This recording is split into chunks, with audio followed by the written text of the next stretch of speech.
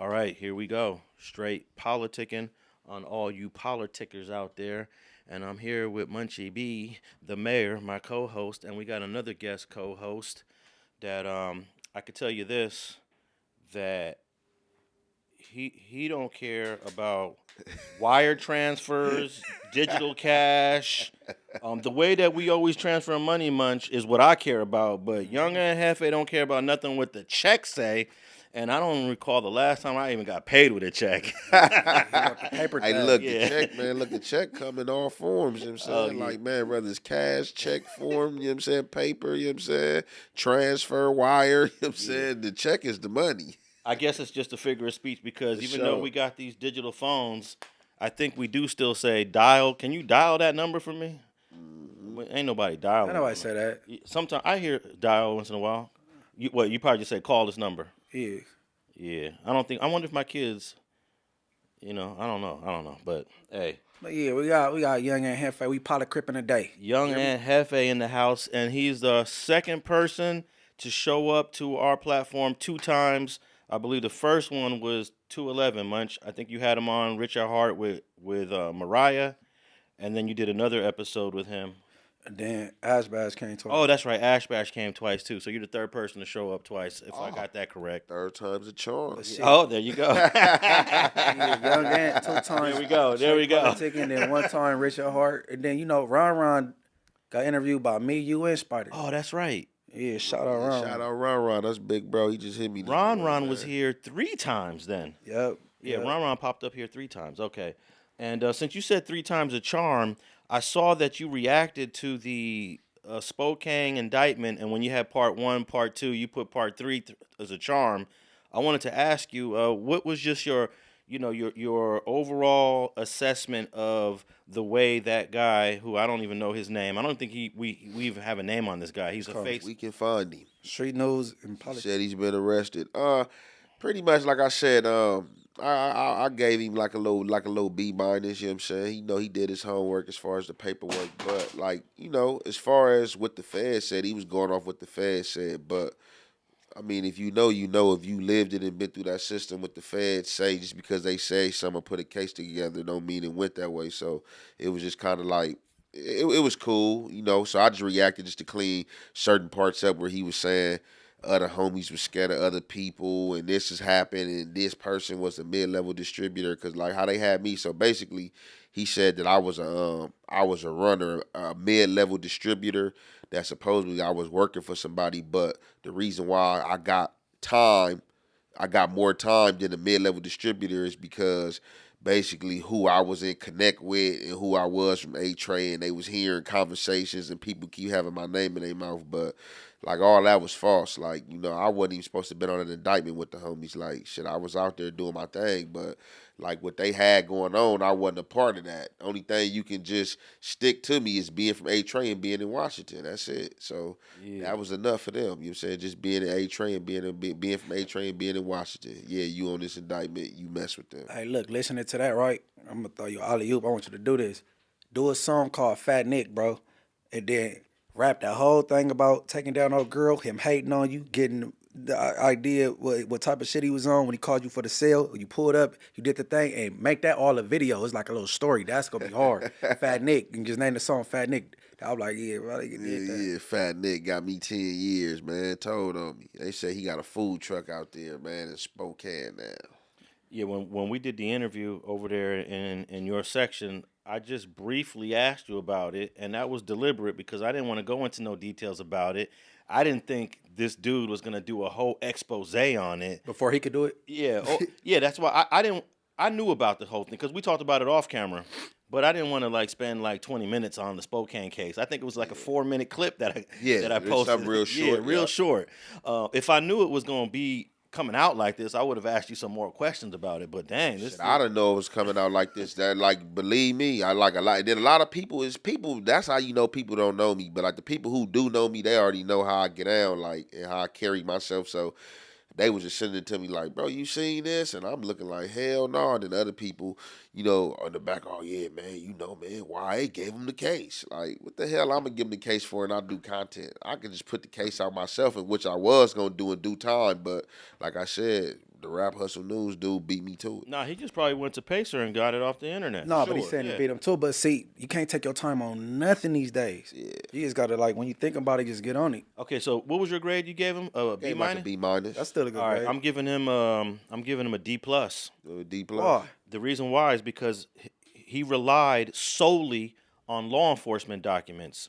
He could have tapped in with Young Ant and got his opinion on a few things. He could have tapped in with any A-Trays. I'm sure that he's got all the names of the people. He could have looked up phone numbers and get at least 2 or 3 people's response to the case that are home. Alex, He did none of that. what you gotta understand, your style of podcasting is different, and you like a real journalist, and you still use an ink pen and write things down and take notes. You can't expect people to like, you know what I'm saying, how you do it. Well, I want to push people to that expectation. Just like, for example, I got a call from the LA Times yesterday about the Big-U indictment, or it's a complaint. And what they're doing is they're talking to both sides. Of course, they're talking to the police. They're getting the police perspective, but they tapped in with me to get my perspective. They tapped in with Skip Townsend to get his perspective. So they're balancing the story with the other side. Homeboy didn't balance it out with the other side. It was solely police information. Because that's how you supposed to do it. You feel me? And enough dudes out here ain't got that common sense and or integrity, because that's just like me. Like any story, like if I get out here, if I tell a story about me whooping your feet or something happened to you, and even if I know, because I'm not going to put no false content out there, but even if you got a problem with something I'm saying, I'm going to put your story out there too. I want to say, like, you know what I'm saying? And that was a situation that happened. I told a story not too long ago in the county jail about, you know what I'm saying, me running into some dude, you know what I'm saying, and me having to do my thing, and he like tapped in like, hey man, dang bro, you know, yeah, you did that, but like, man, you made me seem like, you know, I was just like a cold buster and this and that, you know what I'm saying, like, whoa, and I'm like, man, all right, so what you want me to say? You know, he was like, well, I feel this happened from this perspective, and I just was like, you know, end result, you know, I did what I did, you know, you agree with that, but, you know, this his side of it, this how he viewed it, you know what I'm saying, so, you know, you definitely, you know what I'm saying, when you speaking on things, you know, you would allow both sides. And look, Munchie, the author of that video had an obligation to at least reach out to Young Ant because he was extremely accessible. Hey, I'm about to do this video on the Spokane Indictment. I know you was in it. Now you're home. Can I get some reaction, some feedback, or some opinion on what it was? Yeah, that's only right, based on out of that whole indictment was 60-something people, 62 people.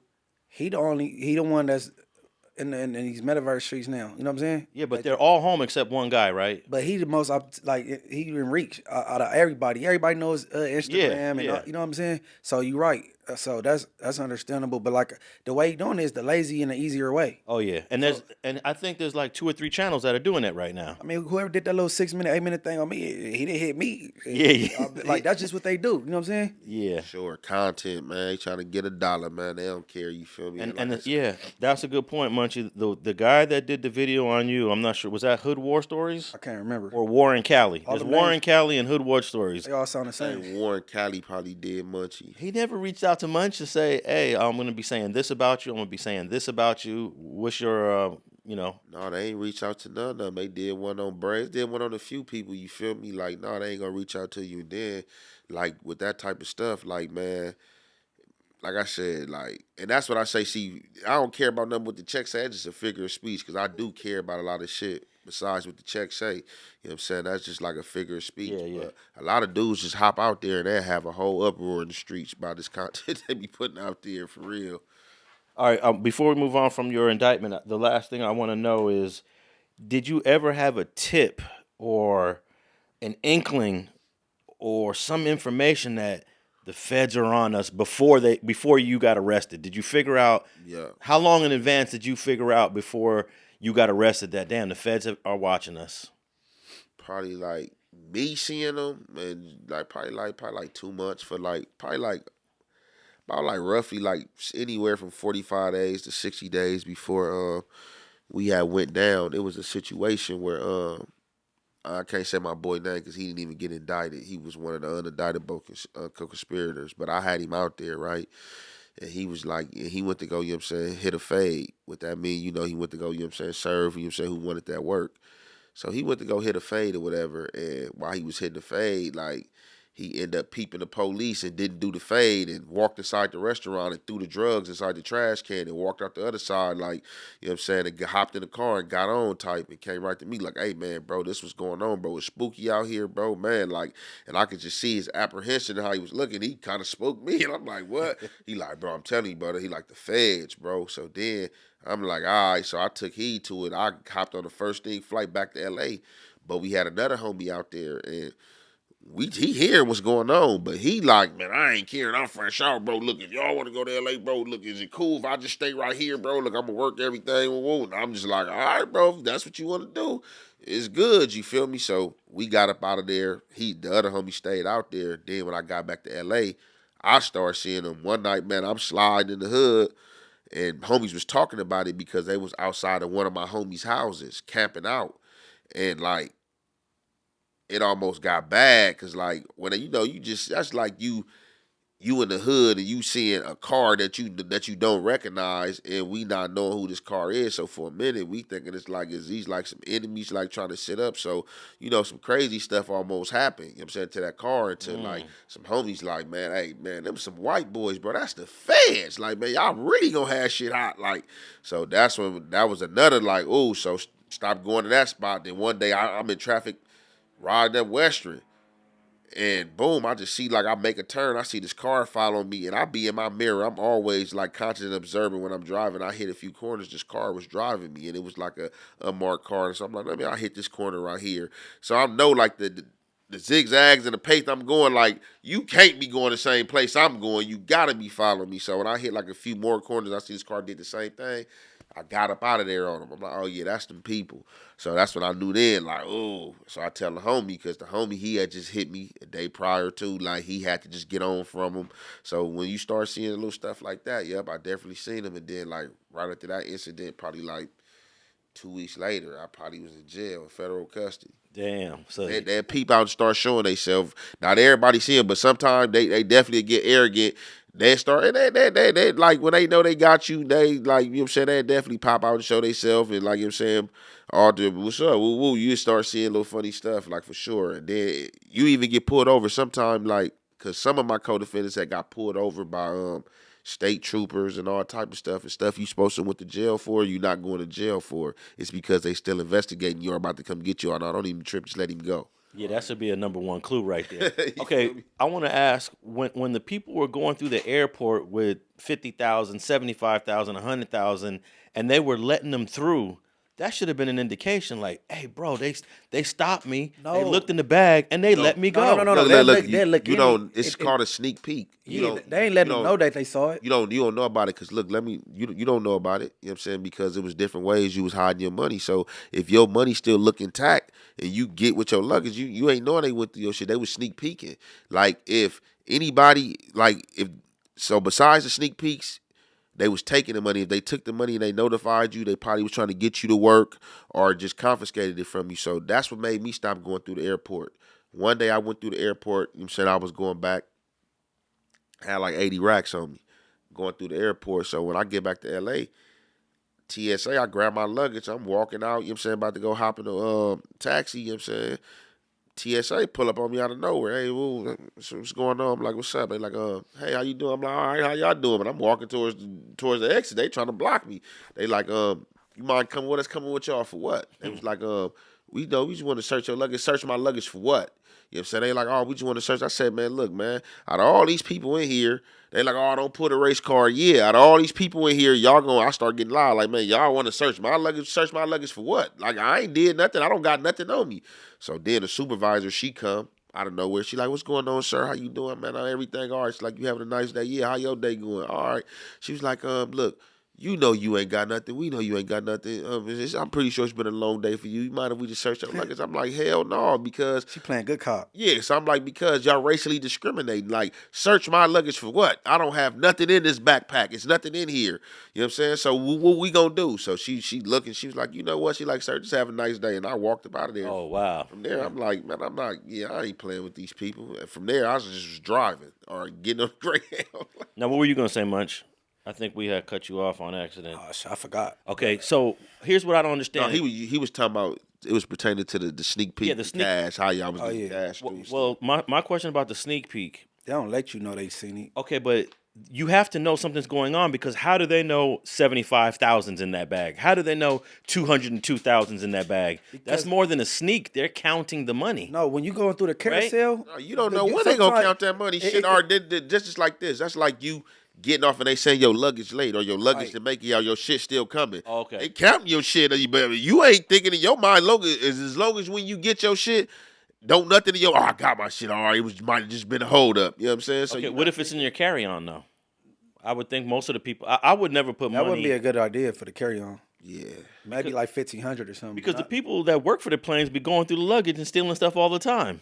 Hey, but see, Right? look, how many times have you been somewhere and then when you waiting on your luggage, the little belt thing stop and everybody's sitting there waiting? I believe they'd do something like that on purpose. Sure. Hold everybody up. So it's like you just ain't feel like you singled out. And then they start moving again. Then, there go my legs to keep it pushing. Definitely. So it's ways, they crafty. You know what I'm saying? But Definitely. But that biopic got to come out. That's on you, eh? Oh yeah, for sure. On everything. Oh yeah, when you I gotta how it ain't just about me, it's because shit. By the way, I got introduced out. I supposed to went out there before a lot of dudes, but you know what I'm saying, I was going back and forth in jail though. But I'm saying, by way of my bro though. You telling it from your lens? Yeah. I'm saying like sure. nigga, moving the biopic, LA to Spokane. I named it, so I need my little percentage on BT. Nigga, moving the biopic, nigga, LA to Spokane. Nigga on blood be on Netflix fast. Yeah, that's actually a good book to write, man. I don't know if you and a couple homies gonna get together and. No, I got it. All that's coming. You feel me? Just the whole book, everything, a whole life story, everything for sure. All right. Update on Cain Velasquez, the UFC fighter that was arrested for shooting a man that was suspected of molesting his son when he saw him coming out of court. He took a deal today or yesterday or this week. This happened in I think 2022 because me and FG were talking about it when we were doing Streets and Scholars.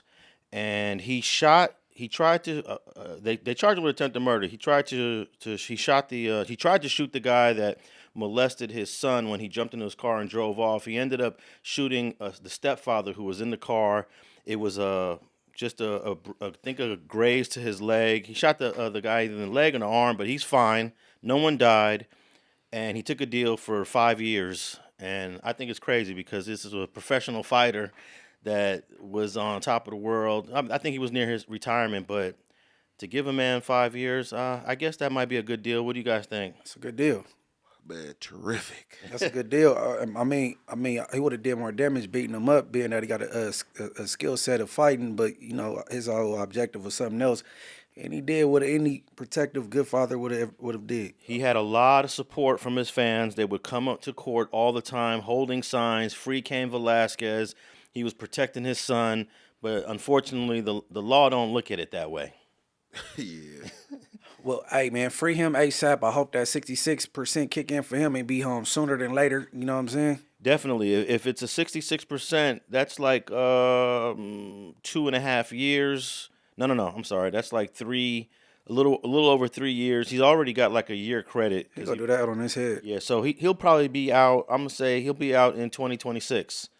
5 years for Cain Velasquez, the UFC fighter.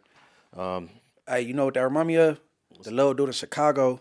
That dude slapped his mama. She went out there and got her son. He came in there and smoked him. You remember that? Nah. Everybody was applauding the little dude. The little dude got out of jail and all that shit. Oh, so he beat the case or they never charged You him? remember that, Ant? Nah. Man, the dude put hands on his mama inside the food place, dropped her and shit. It was like woofing to her. She went out there, got her son. Her son, young dude, a kid, hopped out with his blicking. Barked them down like you supposed to. YN had that blicky wicky on. What? Now my mama crazy as hell. Man, I'm a cold mama's boy too. Went in there and caught a wig quick over mama for sure. I'm surprised you don't know about that one, Alex. No, I missed that one, but I did see this one where it was a Philadelphia situation. The guy walks into a liquor store in Philadelphia and he's buying some stuff at the window. Another guy comes in after him and is about to rob the place and rob him. He pulls out his thing and he shoots and kills the robber, and then he leaves. And then the police put a big old bulletin out. We're looking for this guy.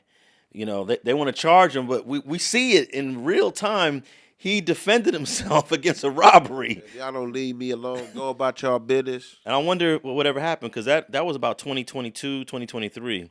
And of course, we can't forget that movie, A Time to Kill, with Samuel Jackson, where he killed the dude that, I guess, raped his little 9-year-old girl. And I believe he beat the case in that movie. Man, I wish we did have a stand your ground law in California, but I can understand why we don't have one. Because we got a cold gang problem out here. You know what I'm saying? It'd be a gang of free kills, I guess. But if we got them little stand your ground laws they got down south, along the south, Yeah. like the baby be getting away with all kind of shit. He shot a nigga all in Target. Man, he keep doing this shit and getting away. Like they got it. That was legit self-defense. See, because a nigga woof to you in Target, you could do your shit. Yeah. I commend it. I mean, especially I got my kids with me, my daughter or baby with me, and you don't even speak to me, bro. No, that's a legit. But you can still get a legit self-defense here in the state of California. It ain't likely. It's so rare that people think self-defense don't exist at all in California. Yeah, because it really doesn't. But it's rare. It's being acquitted of murder based on a self-defense. Like the guy Aubrey Berry. We talk about him, the guy that killed the rapper Dollar at the Beverly Center back in, what year was that? Ooh, gosh. I don't know, but we all know. About 2008. Somewhere around there. Yeah, he got acquitted. That was basically a self-defense. He never denied that he didn't shoot the rapper. His thing was, I felt in fear of my life. He even took the stand. He was like, I saw this guy in Georgia 2 weeks ago, and they packed me out in the club. And now I'm in LA, and I see the same guy, and they're trying to do something to me, and he pulled out his thing and shot him. Yeah, I'm glad he got acquitted, but that wasn't no self-defense. That was a retaliation. Hey, but see, not to hold us up too long on this thing, right? Because I was in the county jail probably like 2009, and I used to sleep next to this dude from La Puente, you know what I'm saying?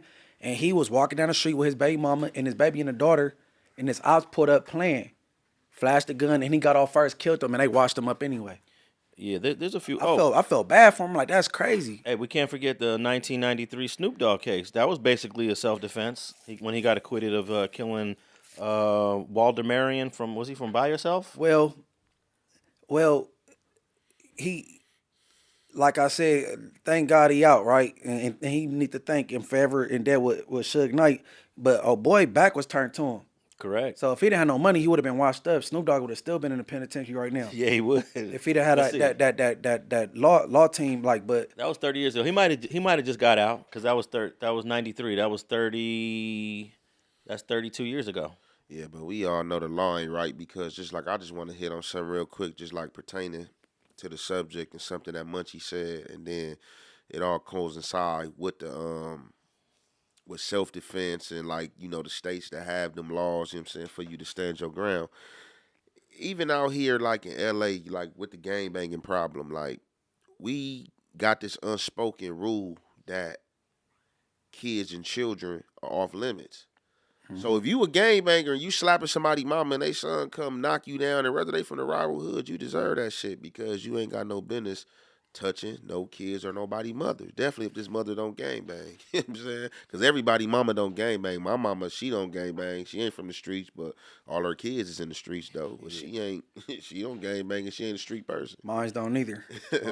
Mines don't either. But I always felt, I felt this after I had a daughter, so that's a blessing because I don't, you know what I'm saying, kids is innocent. They didn't ask for their mama to be, or their daddy to be a blood or a crip, so they ain't got nothing to do with the decisions you made. Mm-hmm. So, but I don't really too much care about adults, bro, because, shit, my dad's 63, and you better do something to him. Like, and then everybody, granny house it's a gang house, hangout. Everybody, granny house is a gang hangout, and everybody hood, bro. Yeah, I was posted up with your dad a couple of weeks ago at that way. I met his dad at a wedding. Oh, yeah. It was all the OGs up in here. All the 8-9 families was deep. Everything. It was all deep. Yeah.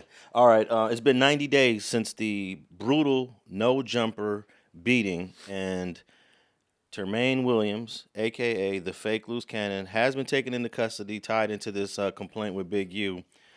But they didn't take everybody into custody that was connected to the no-jumper beating, and I'm almost certain I will bet any of you guys. I know you said last week, Munchie, you didn't believe that that they're investigating this by the Burbank PD, but Burbank is not going to just let a whole bunch of black folks come over there, beat people up, post a video on the internet, react to it, and not go to jail.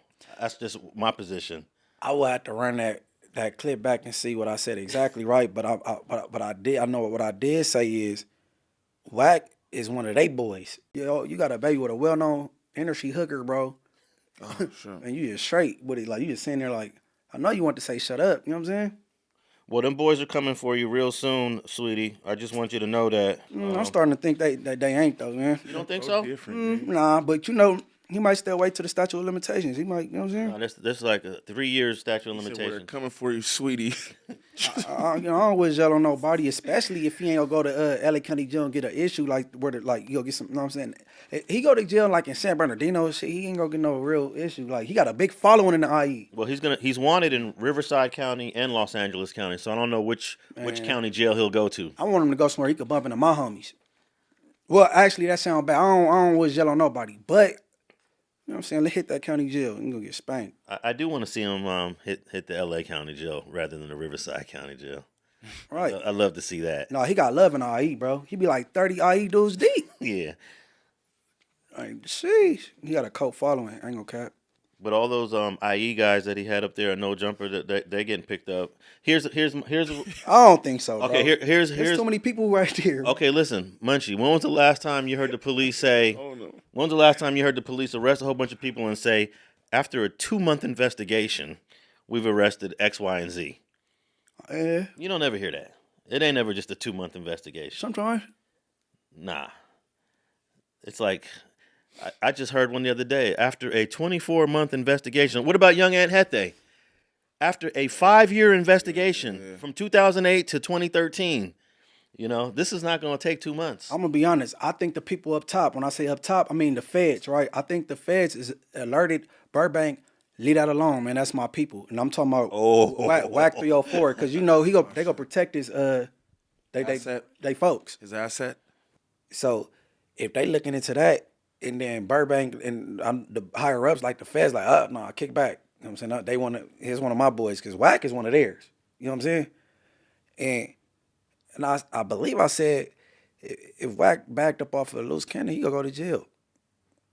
Yeah, I think you also said something about if they were going to do the arrest, they would have done it by now. Yeah, because Burbank is bored. Yeah. It ain't like 7-7 division, and they desk is full of unsolved and cold cases, and you know what I'm saying? Yeah, but I mean, it still takes time to investigate. And I know with Ant's case, the Spokane case, I mean, they investigated that for what, 2 or 3 or 4 years before they arrested everybody? But look, So they say. So they say. Yeah. Look. They don't investigate shit for a month or two. look, listen. You know what I'm saying? Burbank kicked back because the feds had their eyes on it, right? Because Yeah. they know the amount that J20 to 288 penal code for rape. He's right. You need the sodomy penal code.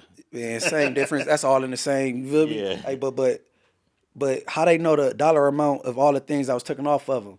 It was watch, phone, wallet. It all rounded up to 5,000 or some dollar. So the feds must have hollered at Jay Reed or the boy that had his watch, Deputy Whack. Somebody gave up that amount. You know what I'm saying? Well, both Jay Reed and the other guy, I believe his name is Marcellus, the one that was stripped down. He's supposed to be a blood or something. They both been interviewed by the police. I don't know if they're cooperating or not.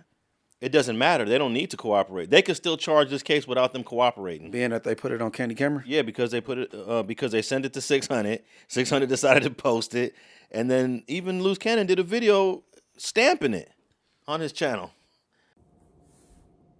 Listen, I know y'all thinking about the footage that's going around, what happened at No Jumper. Y'all have to understand this, right? I don't run fake plays. I don't run the imaginary content that y'all be thinking that somebody's gonna just run and try to set somebody up and pay somebody to take a whooping. It don't work like that with me. I'm raw, I'm authentic. I'm real. I am sometimes too real. See, when y'all be clout chasing and acting like y'all really want a problem, I'm going to give it to you. I ain't going to lie. I'm going to give it to you. Sweetie! Sweetie! This is what happens when people clout chase. We were doing the Adam and Wack show. Adam is leaving the building. Adam FaceTime Wack. Hey, Wack, it's two people that's, wandering around the parking lot. You know who they are. And Wack was like, no, I don't know who they are. So I'm like, oh, I don't know, but let me go out and holler at them. So I walk out, right? I walk out with the dude, and he was like, man, I got a problem with Wack. I'm like, you got a problem with Wack about what? Yeah, I just got a problem with him. I'm like, you do? So I called Wack over there. Wack, come over here. Dude was like, man, you running this type of content and stuff like that. And Wack was like, what content? Wack pulled out his phone. Once Wack pulled out the phone, he was like, oh, this content? And then the dude was like, everything is not content. I said, you right. So, y'all see the results. Smack. Let's get to it, right? I told you, I was big useless enforcer. I kept him safe. I kept a lot of people safe. Dead homies, like, I don't seem like I'm the toughest. Y'all be saying like, he don't look like a killer, but what a killer look like? Because I stand on everything I say. Ain't right. Come playing and slow shit. Crazy. You don't think that the police is coming for everybody in that parking lot? No. Oh, you crazy. Probably one other. Oh, one other? Oh, yeah. Probably one other. The one that was actually assisting in the ass whooping. But I'm gonna do a Wax reason for saying that Big-U was being investigated by the feds was to help him, right? To give him a heads up, to let him know it's coming. I'm gonna tell Gloss, the guy that stripped the other victim down. Gloss, get out of town. You gotta run. They coming for you, bro. I promise you. I don't have no insight. I don't know a Burbank police officer. I don't know any of these people, but I do know how these departments operate. Burbank, Torrance, Culver City, Beverly Hills. You do what you did, Gloss, in any of those 4 cities, they're coming for you. Now, if he would have did this in L.A., maybe the LAPD would be like, we got too many other things to worry about. yeah. But you did it in Burbank. Burbank board. You did it in Burbank. So All they got is parking tickets and shit going on. hey, Gloss, do you have a passport? Go to Bali, Colombia, Afghanistan, I doubt it. China, Russia. You could probably avoid the 10 years you're going to get in prison. I don't even know. Is it worth running for to avoid doing 10 years? Yeah, hell Yeah, people do. Run as long as you can. Actually, Kenzo from Campanella ran from his indictment. 18 months. He did. He ran for 18 months. He ended up doing like 10 years. So I guess you'll run for 10 years. Yeah, I'm gonna get on. I'm gonna get on. I ain't turning myself in to do no time. Yeah, that shit don't even feel right with all this unconstitutional shit going on out here. But I understand people say I understand why Big-U turned herself in, bro, because you don't want them bothering your family. You know what I'm saying? Exactly. You got a son in the NFL that's doing well, and they get the trying to. And that's definitely the feds gonna play them games. They're gonna turn up the heat for definitely. Mm-hmm. So that's being a man. You know what I'm saying? You got to take that on the chin for your family. All right, so you guys don't believe that there's any more arrests coming from the no jumper beating? I mean, it might be lip gloss, but lip gloss. Dude, you said I don't think they're gonna get whacked though. But the dude, whatever name you said, that's the dude that was getting real ignorant, that was like strip and all that. Yeah. Oh yeah, baby, you gonna be stripping for that search, that cavity search for sure, cause they got them, and that's on the federal desk, and that's a state case. Yeah, they definitely. I mean, Luce Cannon might give him up though. Yeah, and I don't know the names of anybody else in that parking lot other than Gloss. I don't know any of those other IBM Fontana dudes, but there were at least 2 other Fontana guys involved in that beating. I'm almost certain that Burbank PD has identified all you IBM guys, and you know what it's going to say? Look, we're going to talk about the Big U thing. This is not a rolling 60s complaint, even though they're trying to make it 60s, but when you read it, it's the Big U Enterprise. That's what's going to be. It's the Big That's U the Enterprise. name they came with. They came up with it. But check it out. For the Burbank thing, it's going to be the IBM Enterprise. Yeah, but that's the name of it though. That's the name. It's gonna be whatever the little enterprise, but the feds always come with little clever names like Operation Draws. Yeah. Down. Like the name of my indictment, a lot of people don't know. They think it was named. It was the homie name. They think it was named after the homie schoolboy or the art. It was the Arvin and Carmen indictment, but the name of the indictment was called Operation Piranha Slayer. But your indictment was not a RICO, right? It wasn't the A-Tray Gangsters RICO It's case. bigger than the RICO. RICO ain't shit. We had the CCE, What's Continuing that? Criminal Enterprise. Okay. But I think if you get RICO, if it becomes racketeering, they could add more charges to it. Ain't nothing worse than look. We can look that up right Continue now. criminal- Ain't that's nothing what worse Big than the Meech had. CCE and the feds. Only 3% of people get found guilty for that charge. You mean wait. Not guilty. Not guilty, you mean. Only 3% of people get found guilty for that charge. So most people that they try to try on that beat that charge because you got to really come with all the elements to trump somebody for that charge. Okay. You know what I'm saying? The CCE, that's the coldest charge you can get. People hear RICO. RICO only carries 0 to 20 years. Yeah. I've seen people do 6 months off of RICO. That's true. You know That's what I'm true. saying?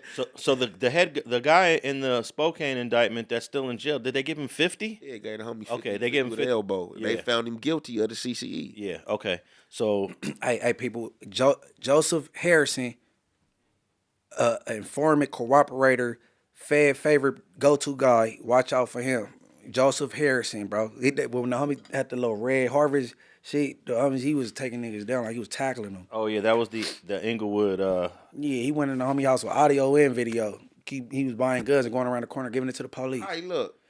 Like a cupcake. I got him on my Instagram on the Dama Riders cover. He on that picture and I circled his face. You go see him on my Instagram. Hey, dark skin, big Brown skin dude. He brown- tall? Nah, he like shorter than me. Oh, okay. Shorter than me. Yeah, fuck that. All right. Well, we'll see. We'll see if I'm right. I believe everybody in that parking lot probably gonna go to jail. At least 4 or 5 people, but we'll see. I do think that Whack 100 is gonna be somehow implicated in that beating. If he's not, I mean, he probably has enough wiggle room to get out of that case because he's not seen doing anything. But I know how these police write up these reports and put their narratives out there. And I know how they can make the guy standing on the side that didn't do anything, make him the one that did everything. What I do know, what I learned over the years, people probably don't agree. The law really don't respect snitches. They don't respect them. They utilize them. They talk about them bad, like and got nicknames for them and shit. They really respect the gangsters and shit.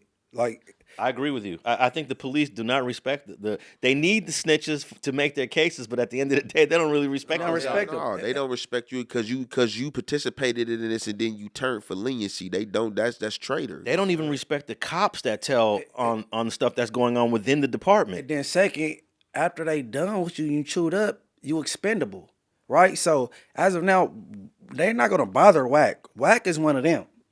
They're not gonna bother him until he's chewed up. They're gonna spit him out. You're expendable at this point, and then we'll put something on you. But right now, you a part of our team because he committed a lot of crimes on the internet more than Luce Cannon, and he ain't indicted on nothing. Yeah, you might be right. It was you guys ever heard of Whitey Bulger out of Boston?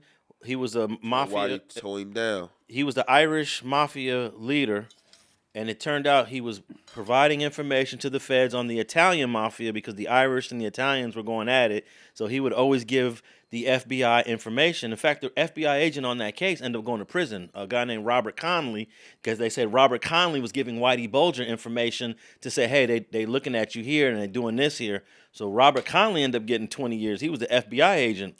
Whitey Bulger fled Boston and came to L.A., got an apartment in Santa Monica, and lived there on the run after they decided we have to arrest our snitch. Even though he's our snitch, he went rogue. Right. He was taking information that the FBI agent gave him, was killing other people. So he was able to live in Santa Monica, I don't know, for like 10 years on the run. Yeah, man. And then one day that his girl went to the nail salon or something, and someone identified her, and they figured out he was living in Santa Monica, and they found him, and they Somebody identified his girl at a salon in Santa Monica. something like that. Yeah, it has to do with his girlfriend at the that went out in public. They came to his apartment in Santa Monica, and they busted the wall down. There was $1 million in cash Ultra snitch. in the walls of his apartment in Santa So Monica. these people, who the hell? Now, Whitey Bulger was his literally girl. working for the feds, and then they decided, you going to jail now. Okay, another example. Stutterbox from Main Street. Soon as his information wasn't good for him and you messed up, man, you ain't getting lit in the right way. They sent his ass to jail. He was kicking it on the streets and giving up information and getting paid for it. And as soon as you tripped and you gave us misinformation, they lock your ass up. Well, if you've been listening to Damu Kiwe Conversations, WAC is supposed to be the CS2 back in that federal indictment. And, I believe Stutterbox is CS1. yeah, so I don't know. I do. Okay, in 2011, James Whitey Bulger, the notorious Boston mobster, was apprehended along with his girlfriend, Catherine Gregg, in Santa Monica after a 16-year fugitive status. That's a good run. Yeah, that is an incredible run. 16 years, and you want it not by the local cops, you want it by the feds. The FBI agents found Bulger and Gregg hiding out in a Santa Monica apartment complex. They were extradited to Boston and taken to court under heavy guard. Bulger had been on FBI's most wanted list for 16 years after being their snitch for many years. Right. Bulger and Gregg were found in an apartment on 3rd Street in Santa Monica. Gregg, a dental hygienist, was described as having multiple plastic surgeries, frequenting beauty salons, and loving dogs. Despite a $2 million reward for his capture, Bulger remained elusive, and there were reported sightings of him all over the world. Bulger was killed in federal prison in West Virginia in 2018 when he was serving a life sentence for multiple murders and racketeering. And check it out, 2 Italians went in his cell. He was transferred from one prison. He got to this prison like the day before. The day before he got to this prison, and 2 Italians, you see the camera, one goes in, and then he comes out, and they stabbed him for being a snitch. Yeah, so Handled their business. I guess the moral of the story is Don't snitch. don't snitch, but just because you think you working for them boys, it could turn on you, and them boys will take you into custody when they feel like you went rogue. Expendable. Because and a lot of things that people get misconstrued is that they think they can work one time and work their little deal off and get their ass out the way. You know what I'm saying? And be done with it. But like, no, you hop in bed with them people, they gonna use you until you're no more expendable. You're compromised. You're compromised for sure. Oh, ain't good. You're compromised. Sammy the Bull did the same thing. He took advantage of his cooperation against John Gotti. They moved him to Arizona, and he decided, I'm gonna start selling ecstasy pills. Right. I'm untouchable. I just helped the feds arrest the biggest mobster in American history, and he started selling pills from Phoenix to LA. And eventually they gave him like a 17, 20-year sentence. But see, that's how you know you can't trust the judicial system, because he had all them bodies, all the He murderers. out though. He out now. Yeah, he did his 20 years. He had all the murders. He did a dub, though. He did a dub off that. He was sentenced to, I think he did 17. Something like that. Yeah, 'cause Yeah. that happened like 08. Then because I know like a few years ago he was like trying to have some little series. I think his daughter Karen Galvin, she had a little show, on the little Mob Wives, and I ended up seeing him. They had his ass in like in one of the little biopics in the backyard at the pool. I seen him on YouTube telling the stories, and gave his reason why he rolled over on Gotti. Most of those ecstasy pills in LA were coming from him. Yeah. And then what was crazy about it, he changed his name to something Moran. So he would be in the streets of Phoenix doing his thing, and he would tell other dudes in the streets, you know who I am, right? I'm not Moran. I'm Sammy the Bull. So he wasn't even using his fake name. He went to his real name to intimidate people on the streets. Like, the dude was crazy. It's a lot of Sammy the Bulls in the streets, man. Niggas straight killers, but snitches. But they'll do it to you. Okay, in 2001, Sammy the Bull Gravano pleads guilty on charges that he masterminded an ecstasy ring that sold drugs from from Arizona to New York. He pled guilty to 10 counts, including conspiracy to sell dangerous drugs, participate in criminal syndicate, and money laundering. He faces 23 years in prison when sentenced on next month. So I don't know exactly what he ended up doing, but he did a good chunk.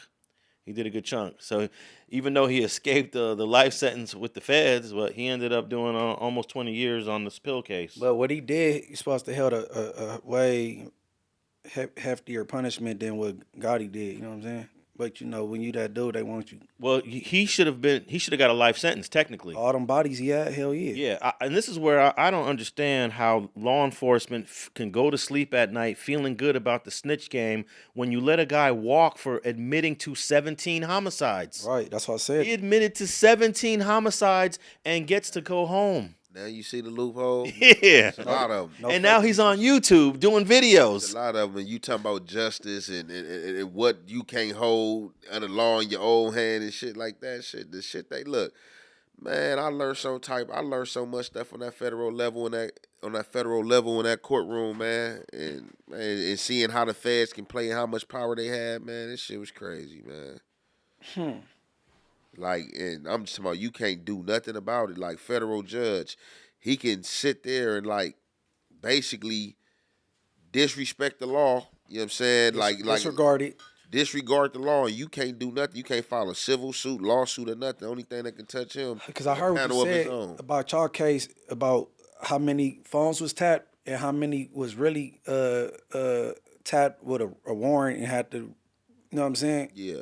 And the judge didn't care. Like, oh, well, let's keep it pushing. And that was just one of the things, but it was just like, you know, it's a lot of unethical, you know what I'm saying, approaches and that was disregarded. And our lawyers just quoting the law like, man, the law was disrespected by this. I'm saying this amendment right. The judge didn't care. He was like, man, look, this is my courtroom. Like, y'all can tell who y'all want to tell. Y'all can tell the ACLU. Y'all can call the attorney general, whoever. I don't care. This is my courtroom. Once I seen that and he said that, and you know this lady's in court typing this shit on public record. Oh yeah, this is God. This nigga came down from heaven. This God on the stand. Y'all seen during thug shit when the judge was on that lawyer like, who told you? Who told you? Like, he was tripping on him about whatever conversation was had in the chamber that he wasn't supposed to be privy to. That shit was funny. They swapped that judge out though. Oh, you talking about when they had the black judge on the Young Thug case? He was tweaking. Yeah. He was tripping. He like, who told you? He was like, I don't care. You could do whatever you want. Take it up in the appeal court. I'm like, oh. Look, Man. I understand law enforcement needs to use snitches to solve their cases, but there's no way on God's green earth that a snitch that admits to 17 murders that destroyed multiple families should be able to walk from 17 murders. But they want who they That want. shit is mind-boggling to me. Because you want John Gotti that bad. Yeah, you know why? Because John Gotti was flamboyant. And he was making a circus out of him. Teflon Don, you know what I'm saying? Kept beating them. Yeah. They don't care. That's one thing about it. The feds, they don't. One thing I just said this yesterday. To where I don't know where we got it in our mind that we think that the law got to play with an integrity when it comes to us. Man, they not playing with no integrity. They look at you as the scum of the earth. They not playing with no integrity. They not coming with no ethical, you know what I'm saying, proper approach. Man, they gonna get down and dirty, and they don't care who got to go down. You know what I'm saying? And you got to be a different kind of human being to be a prosecutor and bend the rules to allow people like Sammy the Bull Gravano to go home. Hey, Jeffrey Dahmer killed less people than Sammy the Bull. And we hate Jeffrey Dahmer, but we love Sammy the Bull's on YouTube. How is Sammy the Bull on YouTube, y'all? I just don't. This is insane. Easy. Sammy the bullshit snitch. That's crazy. All right. California prisoner killed his wife during a conjugal visit, man. Hey, these conjugal visits should be treated like precious when you in prison. Hey, look, one thing for sure, when he get out that shoe, if they took them conjugal visits, somebody's gonna kill you. That's crazy. That's just how I feel. I don't know if it's gonna happen or not, but they just had the conjugal visits taken away from the lifers. The only people who can get them was the people, you know what I'm saying, that had like a few years, didn't have a life sentence, and was married and going home. They just broke the mold for that. I think that had just happened for them about 2013, 14. The lifers just got them back, and now they definitely about to take them back. The only people that are not allowed to have conjugal visits based on the year you're talking about and are people on death row and people that have sex crimes. So everyone else is eligible. Yeah, but I'm saying the conjugal. lifers couldn't. Period. At first it was, but now it came back for them. But I'm thinking that this situation with him, they might take them things back. We'll never know, but I would love to know what sent them on one. All right, let me read this article. 62-year-old grandmother was killed while having an overnight conjugal visit with her convicted murderer husband at a California prison. David Brinson, 54, was found guilty of killing 4 men in 1993 and was sentenced to life without parole. In November, Brinson had an unsupervised visit with Stephanie Dowells, Dowells, 62, at Mule Creek State Prison. Which is a PC prison. That's all PC yard. All the yards there are PC. Yeah, I didn't like that. That was PC. I was impressed. And when I was in YA, we used to be looking over there at it like, man, that's the PC. It's prison. one of the first PC prisons. One of the first. I'm not sure if Mule Creek has the Chuckawalla. I don't know if Chuckawalla was before Mule Creek, but yeah, all PC yard. Brinson claimed to prison officials she had passed out, but the Amador County coroner said this week that her death was a homicide, determined that she had been strangled. No one has been charged in the killing yet. Fox News reached out to Amador County Sheriff and the California Department of Corrections. How could they just let this happen? It just don't get it. Dowell's son, Armand Torres, said, "My mom was just left alone, and she called for help, I'm sure. There's nothing she can do. Given the history that this guy has, we kind of wanted to know, how is this even possible for them to be unsupervised?" So basically, the conjugal visits are supposed to be private. They only come check on you every few hours. Like but on some count time type shit. yeah, but you're supposed to have privacy in a conjugal visit. So the family wants to blame the prison for letting them be alone for so long unsupervised, but I don't think they have a case. That's understandable, being that because your mama is grown and she was married to this dude. And how long was she married to this dude before this killing even happened? Now, I understand he emotional because that's his mama. Yeah, he mourning. That's all, but he not making a good case for that. Okay, it says here that Prison Operations Manual says prisoners on family visits must present themselves 4 times per every 24 hours, and unscheduled checks can be made at any time, but every effort shall be made to ensure privacy of the inmate and their visitors. Yeah. So it's kind of like we got to give them privacy, but we can check anytime we want. But most of the time they just like letting them do their thing. Yeah. Cause they like, man, they ain't expecting that. You gotta expect the unexpected, but they ain't expecting that, man. Like, man, you got a life sentence, man. You got somebody that's coming in to drop that gushy on you, man. You gotta be a happy man. I don't care what you doing when you leave here. Long as you coming, I need you, man. It shouldn't even be no problem. Hey, why I never hear about men marrying women and going on a family visit and getting them pregnant? Have you ever heard of that? Hell no. I ain't heard of that. Hey, they can't really do nothing to Mr. Brinson. He's already serving life without parole. Right. They probably not even going to charge him. It's a waste of money. So you gonna take his visits? Because like, this was a 62-year-old woman. Like, what did you get mad at? Like, what were you mad at? She's a woman that's coming up here to see you. Everybody ain't player like you, bro. Hey, bro, he got life. He disgruntled and shit. He probably looked on Facebook on his little phone and see anything, man. But she's still keeping it solid, still coming to see you and give you that thing. You tripping? I agree with you. I wouldn't give a what you doing out there. That's crazy. Just don't forget about me, please. You feel me? Oh, we good. Just every 90 days come for this little fanny visit. Man. Get them little booyahs. Go about your business. I don't care if you got a boyfriend out there. Tell him I said hi. Well, I don't think they'll take the conjugal visits away, but I do think they're going to do heightened checkups on the lifers For sure. that are doing conjugal visits because lifers got nothing to lose. His visits is indefinite, taken away. Like he ain't never gonna get another visit. Well, you can only get visits from a wife, so he's got to find him a new wife, He ain't right? It ain't gonna happen. That privilege is stripped. Yeah. And I don't know how. I mean, you know that alarm go off a lot on that PC yard. It goes up over there also, but I don't know how they gonna handle him. You know what I'm saying? Well, his conjugal visits will be up until he gets another wife. I do believe he can get another wife though, because there's a lot of women out here that like messing with inmates. He's it's not getting another crazy conjugal. people out here for sure. Hey, they want to. You know that the serial killers be having a whole bunch of fan base from chicks. Definitely. What's the name? Just thinking of the Manson dude. They said he had his own mailbag. You know what I'm saying? Had all type of people. Had a whole fan club writing him and sending him money and sending him marriage proposals and all type of stuff. I'll be getting married and divorced every other year if I was him. But I heard the same thing you heard. Yeah, for sure. Yeah, I know people was on the yard with him, like at Corker. Like, man had his own mailbag. Man had a whole fan club, all type of bras trying to marry him. They get his book stacked just from bras and people sending him money. You know what I'm saying? It'd be like people definitely watching them documentaries and just into that type of stuff for sure. And what do you think about them allowing lifers to have conjugal visits when they weren't allowed to have them before? I think that was good that they allowed him to have it. Yeah. You know, a lot of them lifers they reformed in there. They taking classes and anger management classes trying to make it back. So they you know what I'm saying? Hell no. I love that they gave lifers the conjugals, but people like that can't mess it up for everybody, man.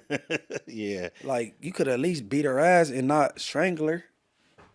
No, for sure. No, yeah, that was a good look, man. Like I said, I can get real political about how I feel about, you know what I'm saying, social injustice and about how the judicial system run they shift and do everything. Because like, who are you just to say that I can't have no pussy? Like, Well, what about, they say that he was convicted of killing 4 people.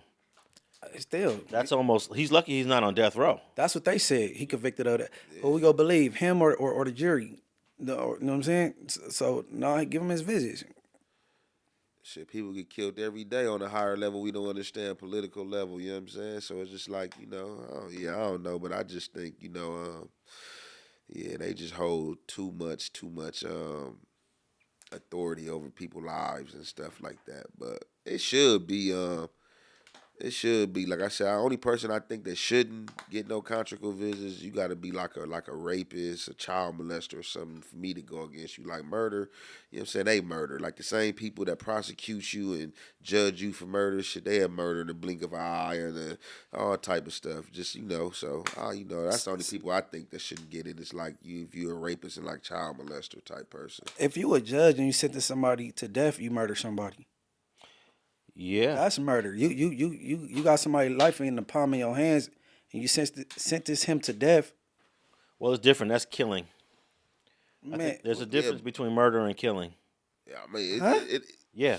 Okay. If either way, you're not waking up. okay, bro. let me ask you this: if you're in the army and they send you to war, and you're going to war against a country and you're shooting and killing the opposition, are you a murderer or are you a killer?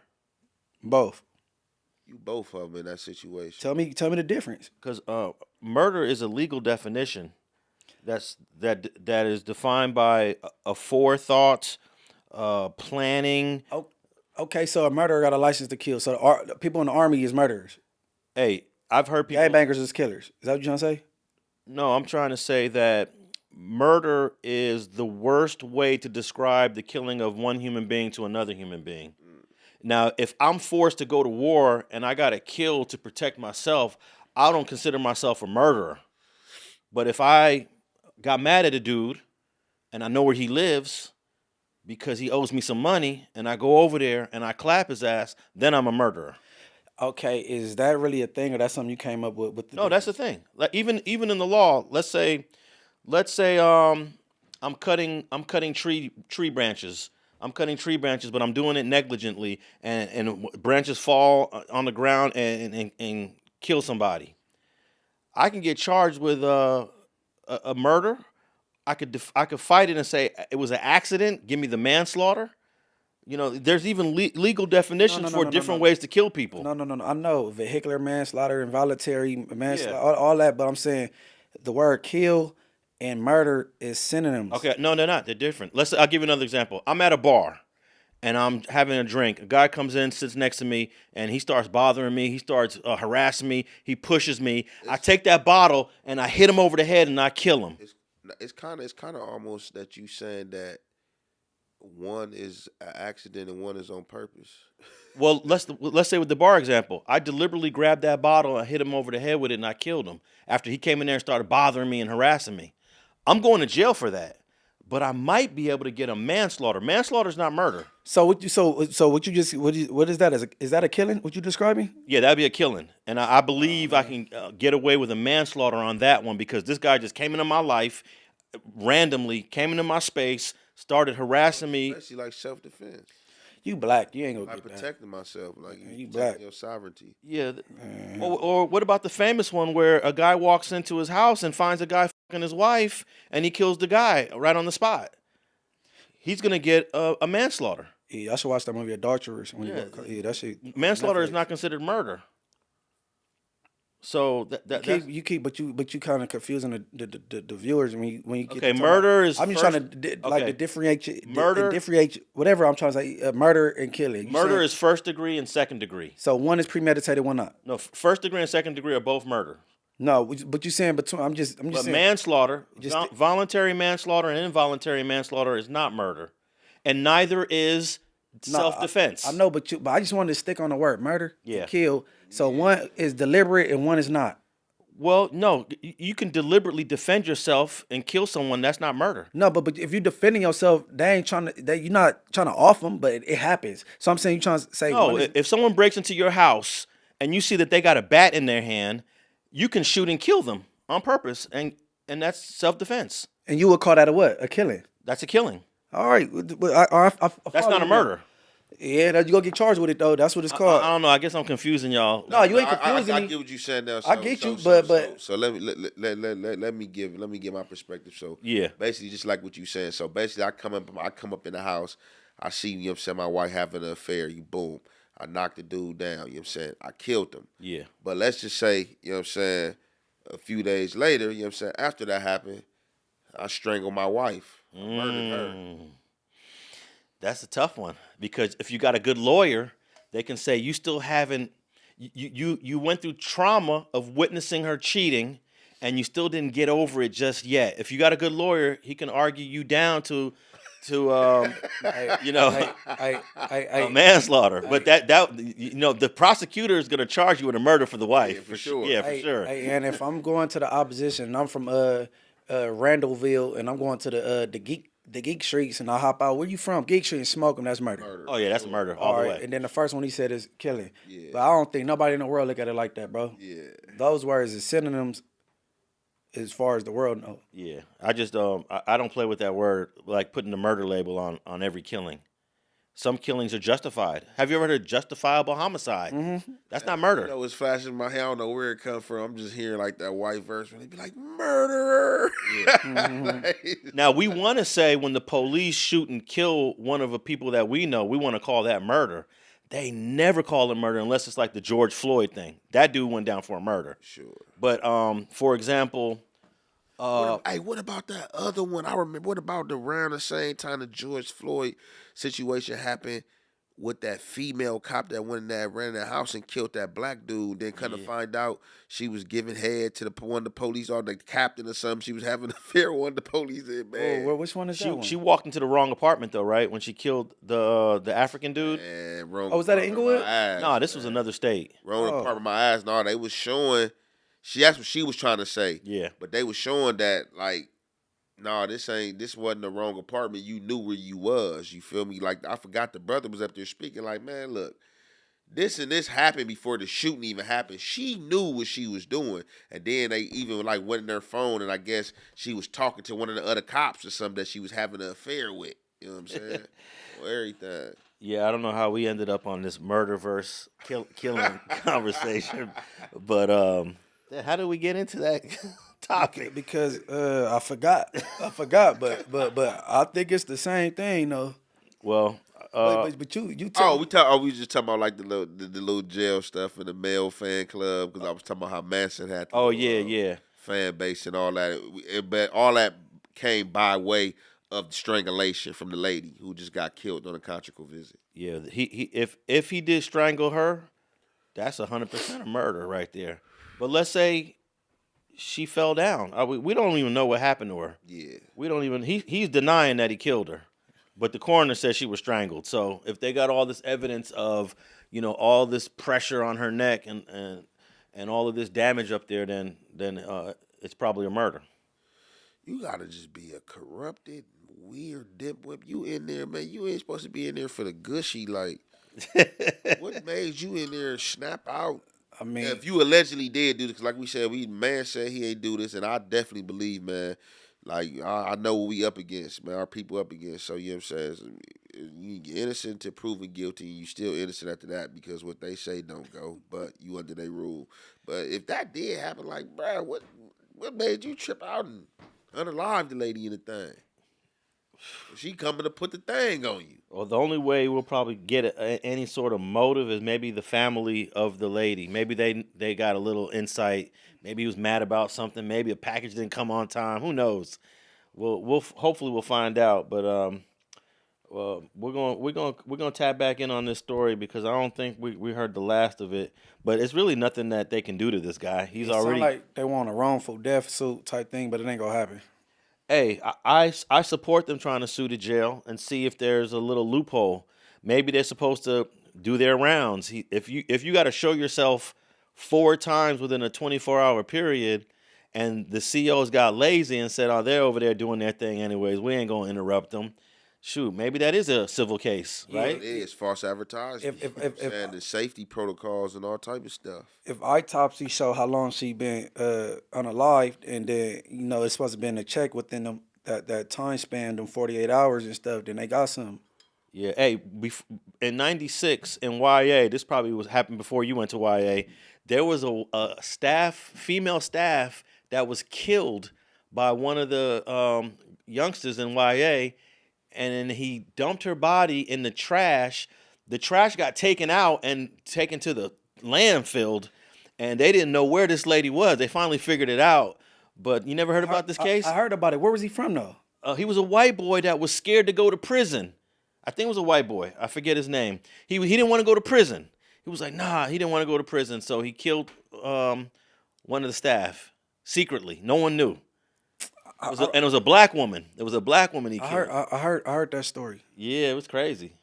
And I think he like one of them high-ranking Nazi lowriders or Aryan Brotherhood dudes. Well, yeah, they eventually sent his ass to prison. All right. Yeah. I heard that story. I'm surprised you didn't hear about that, Ant, where a lady got killed. Let me see. In YA, you talking about you don't want to go to prison, so you killed her secretly. How you thought you were gonna go to prison doing that? Because he wanted the keys. The motive for killing her was to get the keys to escape, because he didn't want to go to prison. So he was trying to escape YA. Did he get the keys? I don't know. His name was James Ferris. San Bernardino Superior Court convicted inmate James Ferris on Tuesday for the 1996 murder of counselor Anise Baker at California Youth Authority in Chino. So why TS? This might have to happen in TS. Yeah. Ferris, 29, faces the possible death sentence for stabbing and strangling Baker, a crime that some experts say led to more severe and authoritarian regime in the YA system. So if you went to YA after 96 when this happened, you got there when people was mad. So he trying to get the keys. Yeah, he thought he was going to escape. All right, man. Hey, shout out my boy G Spooks from Trey. I remember he escaped from Camp Miller, and my boy Tiny Joker from Raymond. He escaped from. He was going back on transfer ad charge. He escaped from Camp Miller also on a separate occasion, and my boy Tiny Joker from Raymond, along with some others, escaped from the compound. Yep. So if you know what the compound like inside Silmore. Yeah, I'm the homie I-Rock from the set and I-Rock and Lancaster, my little homie. Yeah, so on that escape from Silmore, that was G-Red from 20 Bloods. Right. I-Rock from A-Trey Gangsters and Tiny Joker from Raymond. Tiny Joker, my boy. But the compound is a jail inside the jail. So the dudes is fighting their fitness about to go to YA or wherever they going. It's a gate, and then you know what I'm saying? man, the staff had to help them with that. But I was happy when I heard that shit. I was rooting them fools on. Were there any YA escapes when you were in there? Not that I remember. Nah, hell no. I wasn't even trying to escape. I was having it my way. So I wasn't thinking about no escaping. No, I don't remember nobody escaping when I was in YA. No. It's a little too difficult, right? I mean, you could have got it. Probably ain't no I attempts. was juiced up. Oh shit! I don't think it was that hard. Like I used to be out. I used to be out in public, and I went to fire camp. I could have left fire camp. I definitely could have left that motherfucker. Been gone, but shit, I wasn't on that. Like I ain't gonna even lie. I was having it my way. Everything you can have, but it was freedom. I just wasn't at home in the H-Ray gangsters or in LA. Shit. Even at Miller, even at Camp Miller, where he said, ain't nobody. I don't think nobody had more pull in Camp Miller in history than me. Anybody that was in that camp when I was there, I tell you, I was like a staff at that camp. Like not in the aspect of on inmates, but like I had their supervisor mad at me. That staff was going against their supervisor, Miss Yarborough, when she first came there for me. They like, man, look, baby Tookie Showman been here longer than you. Like, Baby Tookie. Like, what are you talking about? Like, I'm talking about I used to go jogging every day off the compound. I'm saying with my caseload Romo. I used to go to Zuma Beach in Malibu. I went to Pepperdine College like 4 different times. You know what I'm saying? I went to like 6 different Laker games. Yeah, Pepperdine. I was juiced up at that camp. Pepperdine still used to come up to Camp Gonzalez and shit. Yeah, I was juiced up at that camp. You know what I'm saying? On everything. Hey, you never thought of taking the name Baby Tookie for real, for real? Nah. That's a cold name. They should call Baby me that. Tookie. And what's the name though? They used to on everything. Nah, they should, all the police though. They used to call the motherfucker that in the halls. But nah, I ain't never try to run with that name. Nah, a lot of people be trying to do that shit, that dap other people's names and shit. You know. Because Tookie is definitely tied into your neighborhood. No, yeah, for sure. But shit, I don't even know Lil Tookie from like PJ's his son. Lil Tookie is his son, yeah. I'm talking about Baby Tookie from A-Train. And Lil Tookie from PJ Watts. All right. 10 guys were arrested in a federal investigation to smuggle drugs into the Riverside County Jail, and you won't believe how they were doing it. This is crazy. Multiple people were arrested after being named in a federal indictment alleging conspiracy in a ring that involved smuggling controlled substance, including fentanyl, into the Riverside County Jail. 10 people named in the indictment, which alleged defendants engaged in smuggling substances into the correctional system over months-long span from 2022. The specific charges are conspiracy to possess and intent to distribute methamphetamine and methamphetamine for distribution. The alleged ringleader, 46-year-old Andrew Ayala, affiliated with a street gang, was ordering people to bring drugs into the county jail. And the smuggling of drugs, okay, that's them talking. But the main way they got the drugs into the prison is they would put them in the little balloons while they're on the streets. These are people on the streets swallowing the drugs and then figuring out ways to get arrested by the police so they can end up going into the Riverside County Jail. Mm-hmm. And then, of course, once they're in there, I guess they go to the bathroom, shit it out, get it all out, and boom, they start slanging. That's better than out of town money. Oh yeah, in this article it says that they would sell the drugs for triple the value than they would on the streets. All right, it ain't unheard of. Why? How they get caught though? Let me pull up this other article because one of the things I guess they got wind that some of these people were bringing drugs into the jail and they were using X-ray machines, which I'm not tapped in with. But do you guys ever go through an X-ray machine when you get arrested?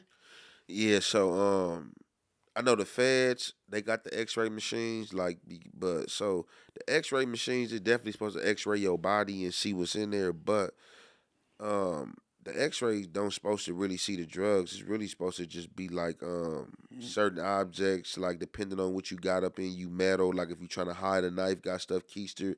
And I have heard times that people have got caught with drugs on them, and I've heard a gang of times that people pass with drugs on them. So that's why I just I think it was like more than that than that machine. You know what I'm saying? Because it's like if you swallow the balloon, like whatever, just it should look like the rest of your. Exactly, you feel me? Or unless you just got something in there that's metal or something that's in there that's showing in the X-ray like that coincides with the X-ray. Like, oh, that's some different type of material or some. Cause it's just crazy. I've been on the X-ray machine a million times. The only thing it show, so the feds, they got like 2 of them. They got one you go through, it's like a little machine like this, and you go through diagonal side to side, and they got one that come up and down, so it goes from your head to your toe. And the only thing they be seeing is the bullets I got in me. Actually, it says here that they were in this DOJ Department of Justice press release. It says that they were going out of their way to avoid the X-ray machines to detect it. It says leaders of the scheme arranged temporary housing for the drug mules before and after they went into custody and delivered the narcotics, which details steps taken by the smugglers to avoid the drugs being detected by the X-ray scanners. They probably go right in there and go man down. No, you know what I think they do? I think they probably eat a meal right before they figure out what they're going to do to get arrested, swallow the dope, then eat a nice meal, and probably makes it difficult to detect through the X-ray machine. No. They doing something like going man down, faking a seizure or something. Then they come to scrape them up and go to medical and go around that. I ain't not to cut you off, Munchie. I just want to say something real quick. I don't like saying too much and exposing game. Oh yeah, okay. I've been on every X-ray machine, so I think it's just somebody Snitching. put them on them people, or Right. they kept doing it too much to where it probably alerted the people. Like, why these same dudes just keep coming in here and they got their snitches in every jail and probably tapped in with somebody like, man, they selling drugs. Okay, I want to read this next paragraph. I you interrupted me. That's good shit though. I on everything. Okay, this is goes to what you just said, and in one incident in late 2022, a defendant attempted to smuggle 1 3/4 ounces of meth concealed inside his body, but that shipment was intercepted when the contraband was seen on an X-ray machine when the defendant was brought into custody. Now, what you're saying, they probably got information that he had swallowed something, and this might just be a way to excuse away their CI. Yeah, or so let me say this. All right, so boom. Let me get some good game. Bam. So probably how if they are saying they detected something, which I don't think they did, they trying to make shift that these machines work. He probably didn't have it in a balloon, or if he did have it in a balloon, he probably had like some tape around it to where the tape would be seen on the X-ray. Certain stuff ain't gonna be seen. Like a balloon is rubber, but like if you do like some tape or something else, it's something else that might catch the X-ray thing. Like, oh well, what is this right here? And make them act like, man, what is this? What is this? You know what I'm saying? So it's just like I've been on every one from, like I told you, the one that go this way, X-ray machine, the one that go up and down your body, and the one you sit on. You sit on it, Bob, just like it's like a chair. Your arms is like this. You sit on it and the X-ray you. Dum, dum. All right, then they tell you to get up. You know what I'm saying? And I'm talking about like I transported books and stamps, and they ain't see that. Like, cause that's common. That's in the feds. That's currency on the yard stamp. So it have been times I'm like, damn, I know I ain't gonna get my property. I'm about to go to the yard. I don't want to ask nobody for nothing, so I'm about to take these stamps with me. And I had a gang of stamps on me, like they're like 30, 40 books on that X-ray machine, and they didn't see that. You know what I'm saying? The most logical thing to me, I think they was expecting this person For sure. to come in custody with the shits. And you know what I'm saying? I think that you know they. You know, the inmates be, you know what I'm saying? They be working. Exactly. You keep coming to jail. They keep seeing you every week, you know what I'm saying? They got big, come on, trust these people in there telling, man, the boy, he sure be coming here every week. Yeah, man, yeah, shit, he be up there. And then they listening, you on there on that phone, and then people got to send the money somewhere. They following all that. But You know what I'm saying? these scanners are pretty good, because when I go through the airport and I forget to take a nickel that was in my pocket, they're like, hey, what's in your front pocket? Again, I'm like, oh, shoot, I didn't even know I had that in there. You know? again, it's metal. Yeah. So like what I say, what they always see when they X-ray me, my bullets, that's in me, because it's there to detect metal. Like if you trying to keister a knife, a cell phone, that's what it's really for. They spook people when they tell you, oh, it's a drug detector, and some people tell them themselves. Like I said, I know plenty of people who have beat that machine in the feds, all of them. That and every time, oh yeah, we got to get on the machine. You ain't even worried about the machine.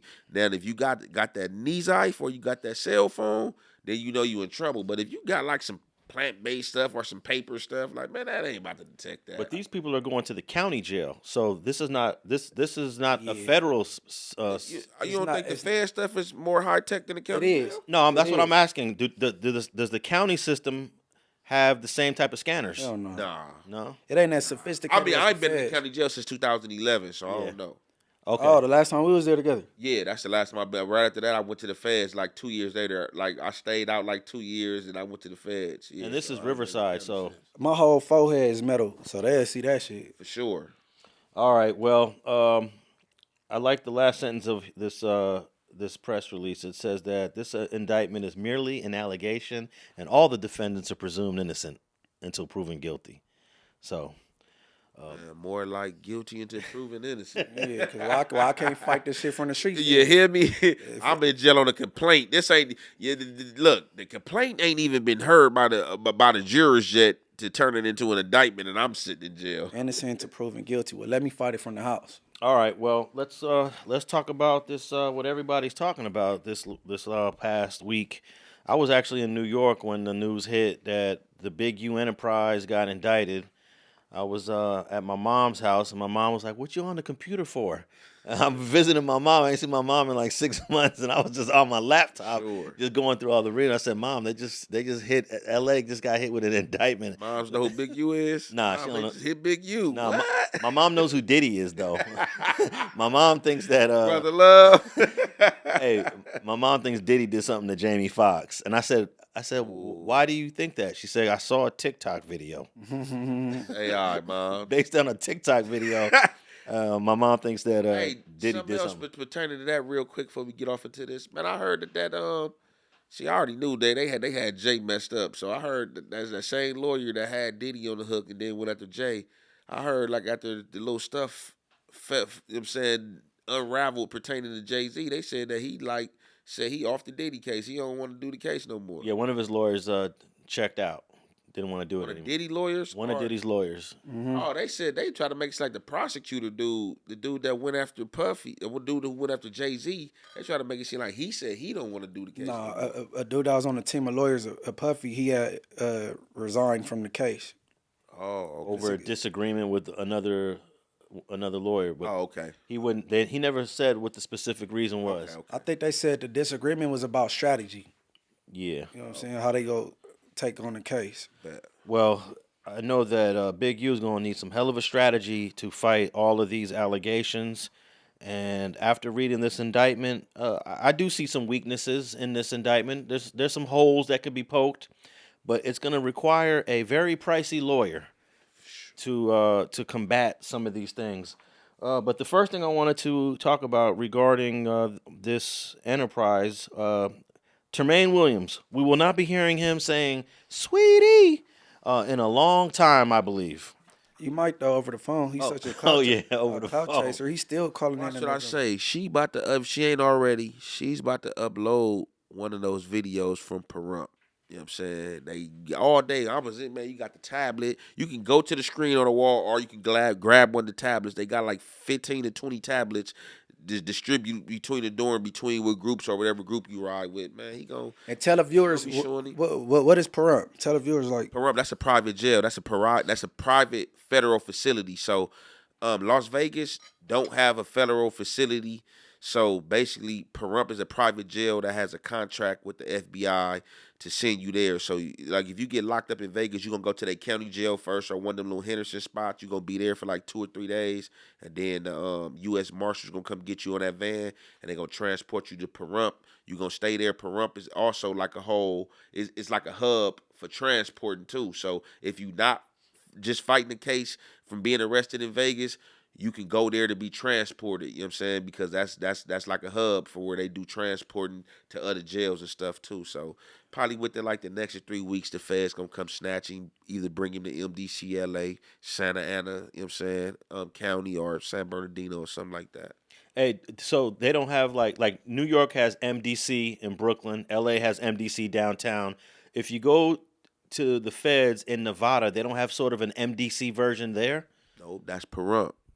they just passing through.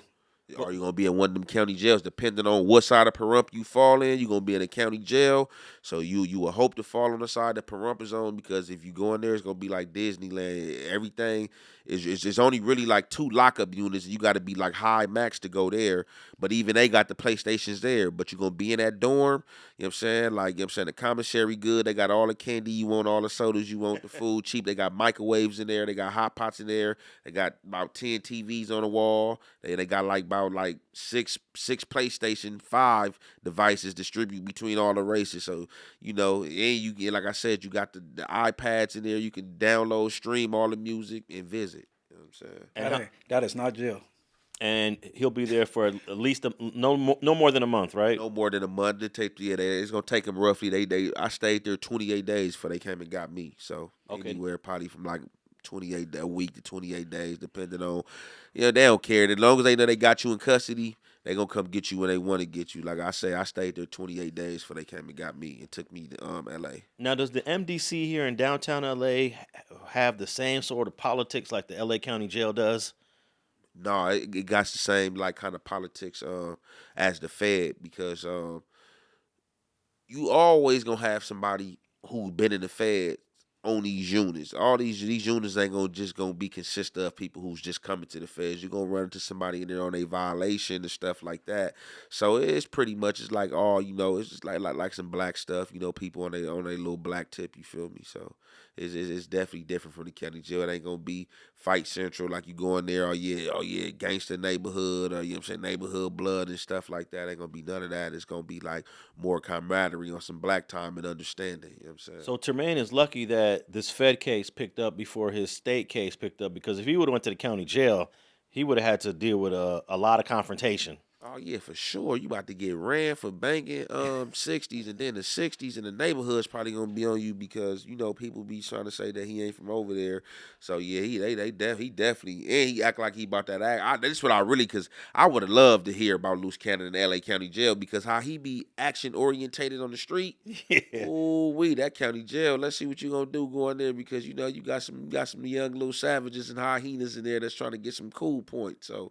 You feel me? I definitely love to see him up in there. You know what I'm saying? See what's going to happen. And I think we spoke about this, Munchie. Like, we were just waiting for him to go to the LA County Jail. My whole thing was he had a warrant out of Riverside, and I was like, you gotta come to LA. You know what I'm saying? Where like it's live like 2K. You know, like, you know what I'm saying? When you from like them gangs like A-Trade 60s, Inglewood families, like you gonna have mandatory phase, because you got enemies that come to jail and they hoods is deep. So you ain't from a get-along gang. You gonna get some action, Termaine. You feel me? So, I don't know, man. But I ain't gonna try to discount San Bernardino County or nothing. But I don't think he would have got as much action right there. He's not going to get the action in MDC like he would have got in the LA County Jail. No, what he gotta do is just make these dudes keepaways that like Big-U and them co-defendants that he know he disrespected on the streets. I ain't gonna even. I wonder how they gonna do it. They might not even put him in MDC. They might do that for Big-U. Give Big-U the liberty of having that comfortability in MDC. They probably gonna put Luce Cannon in one of them county jails. Now, let me ask you this. When 3 or 4 or 5 people are named in the same complaint, do they all send you to the MDC and you're in the same dorm? Yeah, you can end up like me and my co-defendants. Like summer, like we was so deep. Like like we was on the same floor. Like they was splitting us up, but we was all on the same floors. Like different part. Like so you be 2, 3 here, 4 here, stuff like that. But they got MDC. What you got the 5th floor, you got the 6th floor. So you guys can 7. talk about your case and Yeah, consult with each other on strategy and things of that sort. Law library, all that. Then, like I said, you know, you got the little jailhouse lawyers and stuff like that. Then you got the computer right there. So you got the computers right there in the day room. The computers is there for you to Casework. to download your music on, to download your movies for your tablet, and as well as to pull up the law library. So you can go to the law library, you do all that on the computer. You know what I'm saying? So it's quite possible that when Termaine Williams gets sent from Pahrump, Nevada, to MDC downtown LA, he's gonna be in the same dorm with Big-U. Hopefully, could, but they might not put. If the feds want to be messy on some bullshit, they'll put them together. But we gotta see when the indictment come out, if the prosecutor, so what they did on us, and none of my co-defendants weren't even telling it in the beginning, they automatically, to create confusion and chaos, they put keep separates on certain people. But we were so deep, so they couldn't try to play us. Yeah, like it's like that. 50 guys, So right? it's like, So that's to put a thought in your mind. Like maybe he cooperating. Why exactly. they separate? Like right. what? You just looking and seeing the name like keep separate. Like what is a keep separate? So I don't think they're gonna put them two together for sure. They ain't gonna do that, because I think they're gonna try to play the game to try to flip Luce Cannon against him. So why put him with Big-U? We know if we put him with Big-U, they're gonna feel like Big-U got the momentum and the leverage to be like, hey, you know what I'm saying? So we gonna keep him away from Big-U. So you think they thinking more so he go play along with him and just stall him out so he don't do the wrong thing versus him whooping his ass and he really flip? Yeah, they ain't gonna put him with Big-U. He ain't going around Big-U. Man, I just want to get his that. ass with, bro. I don't see that. Then you got to understand, they see what's going on in the social media. They've been watching him social media, calling them big useless, big uterus and all that. They've been hearing all the disses and stuff, so they definitely ain't going to put them together unless they was just like trying to have something happen to him. But I think they going to try to use him as leverage, though, like try to get at him like, hey, look, bro, we got this on you. You uploading all these videos, whooping people, but we really on him. So what? You got any other information, any other robberies or other stuff you can give us? You know what I'm saying? So I don't think they're going to put them together. They definitely going to be away from each other. He gonna tell on 3 and go free. That's that bar from your song, right? Mm-hmm. Okay, so Termaine Williams, a.k.a. the fake Luce Cannon, is only looking at one charge in this complaint, which is U.S. Code Section 1951, interference with commerce by robbery, also known as the Hobbs Act. And the Hobbs Act carries anywhere from 5 to 20 years, and that's for the robbery of the marijuana dispensary. It doesn't really seem as a very serious charge that he's facing in this complaint. He's got a minimal. Was it a legal dispensary or illegal? Illegal. I'm not even sure. Illegal. How can you even charge him with a robbery? I've seen dudes who have robbed them and like it was a DA reject, got out on. Well, the victim of the dispensaries has already provided the information on the robbery. See, but that come in play because he started getting extorted after the robbery. Yeah, so interference with commerce by robbery. That's the dispensary. Doesn't seem that serious. Because that's illegal. They don't supposed to be operating anyway. And I think that because you got to contest that. Like, how are you giving me a case for a dispensary that y'all going after that's illegal? Whether I rob it or not, like, this is illegal. It don't supposed to be here. So how are you charging me for robbing something illegal? That's that type of games they play. This is an illegal dispensary. How am I being charged for robbing something illegal? Well, the first thing I would ask, Munch, is how do we know it's an illegal dispensary? I heard that. Okay. I heard that, man. It's so many. Everybody reporting on it. I couldn't even tell you where I heard of that, bro. Well, actually, I don't think there's a such thing as an illegal dispensary. Yeah, if it's operating illegally. Yeah, I think there's a distinction between dispensaries that have the proper permits and those that don't. If it's illegal, they still are allowed to exist, basically. Half these dispensaries in our city don't have the proper permits. Sure. But they are allowed to exist. Yeah. So how illegal is it if the police and the feds drive by these dispensaries every day and don't do nothing? What they do, random. So this is what I'm saying. The feds play too many games, bullshit games, and like word games, you feel me? So this shouldn't even be on the feds' desk. This should be state, because weed is legal on a state level. The feds don't see it as being legal. They still call it illegal. So you're charging me for robbing something illegal. I shouldn't even be getting charged for this. I should be fighting this on a state level. I shouldn't be fighting this on a federal level. Okay, what about them taking the money? Because they said they took the marijuana, the money. Okay, yes, I'll keep on forgetting that with the interstate commerce. Yeah, they try to get you with the money thing. Now that's what they doing. And then they demanded the Rolex, but Robinson let them keep it. Let them keep the Rolex. I don't know why, but he let them keep the Rolex. So the money probably made it what it is, not the weed. You know what I'm saying? Yeah. Well, it says here that Big-U, Robinson, and Martin, who's Bear Claw, and Termaine Williams committed and arranged robberies. So there's multiple robberies that they're going to link to Termaine in terms of this Hobbs Act violation. So I don't know if it's only the dispensary, but I do know the victim of the dispensary is providing information on that specific robbery. The other robberies are just from wiretaps and listening to the phones for the last, I don't know how long they. It doesn't give us the So date. basically, just charging him on robbery. So I could just been capping to you on the phone, stating that I just robbed something, and this is what I'm being charged with. Well, listen to this. It says here, Big-U directs a robbery of and conspires to rob, and Robinson and Williams personally rob a marijuana dispensary at gunpoint. So despite that the marijuana dispensary is not legal, if you pull out a gun and you take the weed and take the money, that's still a violation of the Hobbs Act, I'm assuming. And they did it bareface. Despite if it's a legal or illegal dispensary. So they even have the date it happens, July 5th, 2021. Oh yeah, you're right. Unlicensed marijuana dispensary, they're calling it here.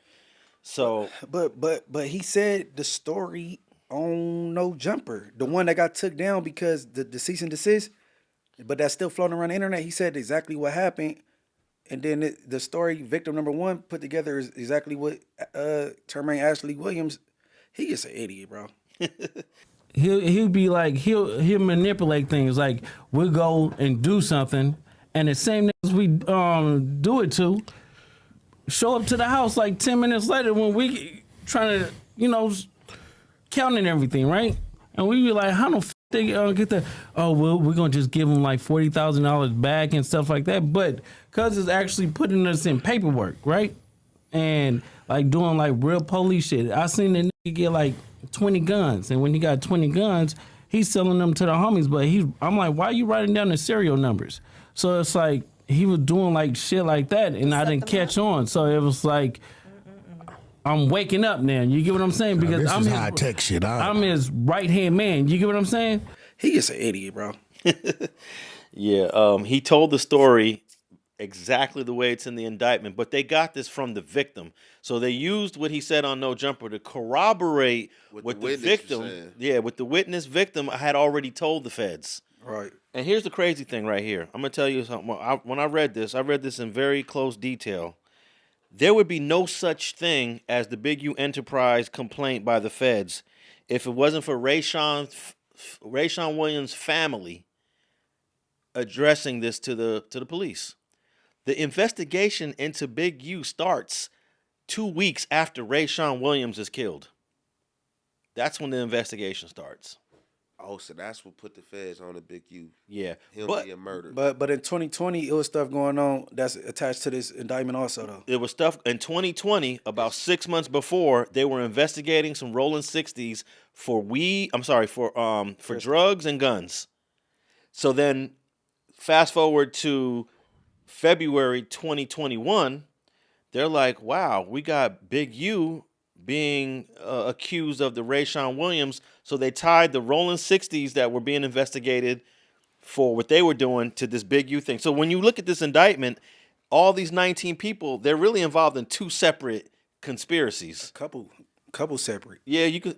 What do you mean by a couple separate? I mean, because what Brick Baby got going on with this dude that was coming back and forth selling guns ain't got nothing to do with Big-U. Brick Baby is a third investigation. Yeah, because see, even the guns they found on Brick Baby or at Brick Baby house, not even the guns that the dude was supposed to be selling to Brick Baby. Well, actually, Brick Baby is tied into one of the dudes from the investigation that started in 2020, a guy named Bus. I guess they saying Bus is from 60s. You remember the guy named Bus? That's who's selling. That's supposed to be selling the guns. Yeah. So Bus and his crew were being investigated in 2020. Big-U had nothing to do with this until the family went to the police. Or actually, the police went to the family first just to say, hey, we found your son in Nevada, and this is what happened. And they immediately started pointing the finger. Hey, this shit should be illegal to tie all these people in that don't deal with each other. Okay, here's a good question for Ant. Weird. Here's a good question for Ant. How many people were named in the Spokane thing? 62. 62. How many of those people did you not even know out of those 62? There had to be a handful of people that you're looking at these names and like, I don't know. I think I know everybody, bro. No, I didn't. Man, I knew all the homies on there. I knew both the snitches. Snitch girl. Yep. And they a couple too. That's crazy. Who else? Probably the only people I didn't know on there was probably some of the runner females and some of the snitches. So there were some names when you were going through your discovery. You were like, "Who's this person? For sure. I don't know this person." Yeah, when I was reading into the indictment, I start understanding who some of these people was. Like, okay, this was a fade, or this might have been a runner. But just seeing certain names, or sometime when we got arrested, seeing certain brawls. Like when we was coming through, when we first got arrested, when we was when they took us to Dodger Stadium. Then we went to MDC LA. When I was even seeing people coming through there, and they was, who was that? You know what I'm saying? Who was that type stuff? So yeah, I definitely didn't know. I didn't know everybody because, like I said, shit, I wasn't a part of that shit. The only thing that put me a part of that shit is who I am from A-Trade Gangsters and being out there. But they made the 60 or so plus people look like a unified group that was conspiring all together. Fortune 500 company equivalent to General Ford Motors. For sure. They had a whole pecking order, runners, carriers, distributors, you know what I'm saying, all type of shit. GM. It looked like a store runner, bro. Y'all got Jefe fucked up. Now, when you was Shit looking at, crazy. remember when we were talking about this Munch, when they put out all the names and faces, we were saying, okay, some of these dudes are from 60s, but some of these guys are not from 60s. Yeah, like when the 40s came to jail for their indictment, they had my boy from Brims with all the 40s. He went to court, chained up with 3 40s, and he from 6's Brim. I used to be like, I don't know how you do it.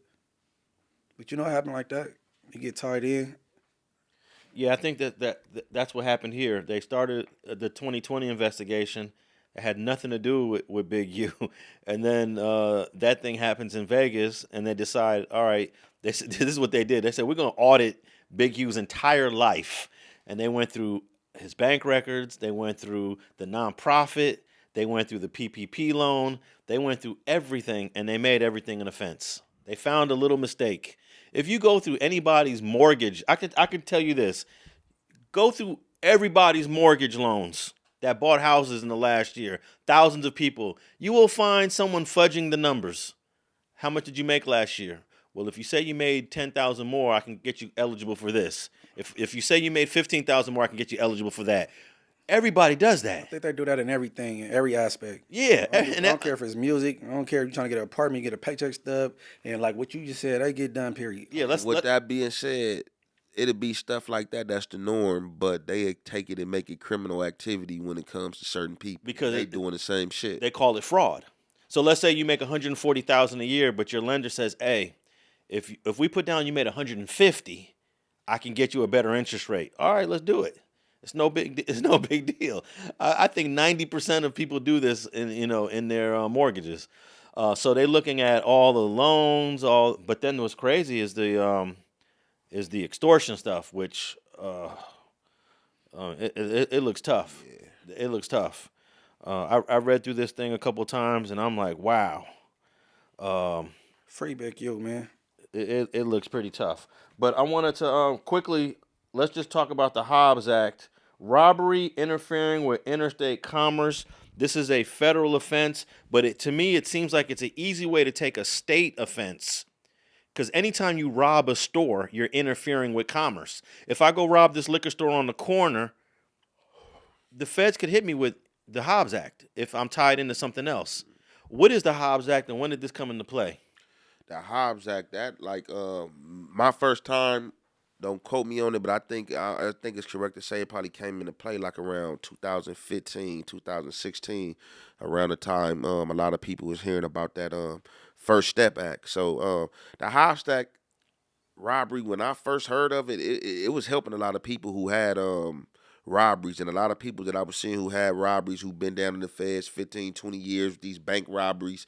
You know what I'm saying? They was quoting these Hobbs Act robberies because it was making they sentence go down, you know what I'm saying, and right out putting them out the door, you know what I'm saying? So that was like the first time I became familiar with it. So what they've been doing and using it for now, as well as it helping people, everything in life got a gift and a curse. So the gift of it is it helps you in certain elements of robbery, you know what I'm saying, to where if they're trying to basically hit you with all these different, like, you know what I'm saying, these like elements, or just like trying to like hit you with what they call when they be when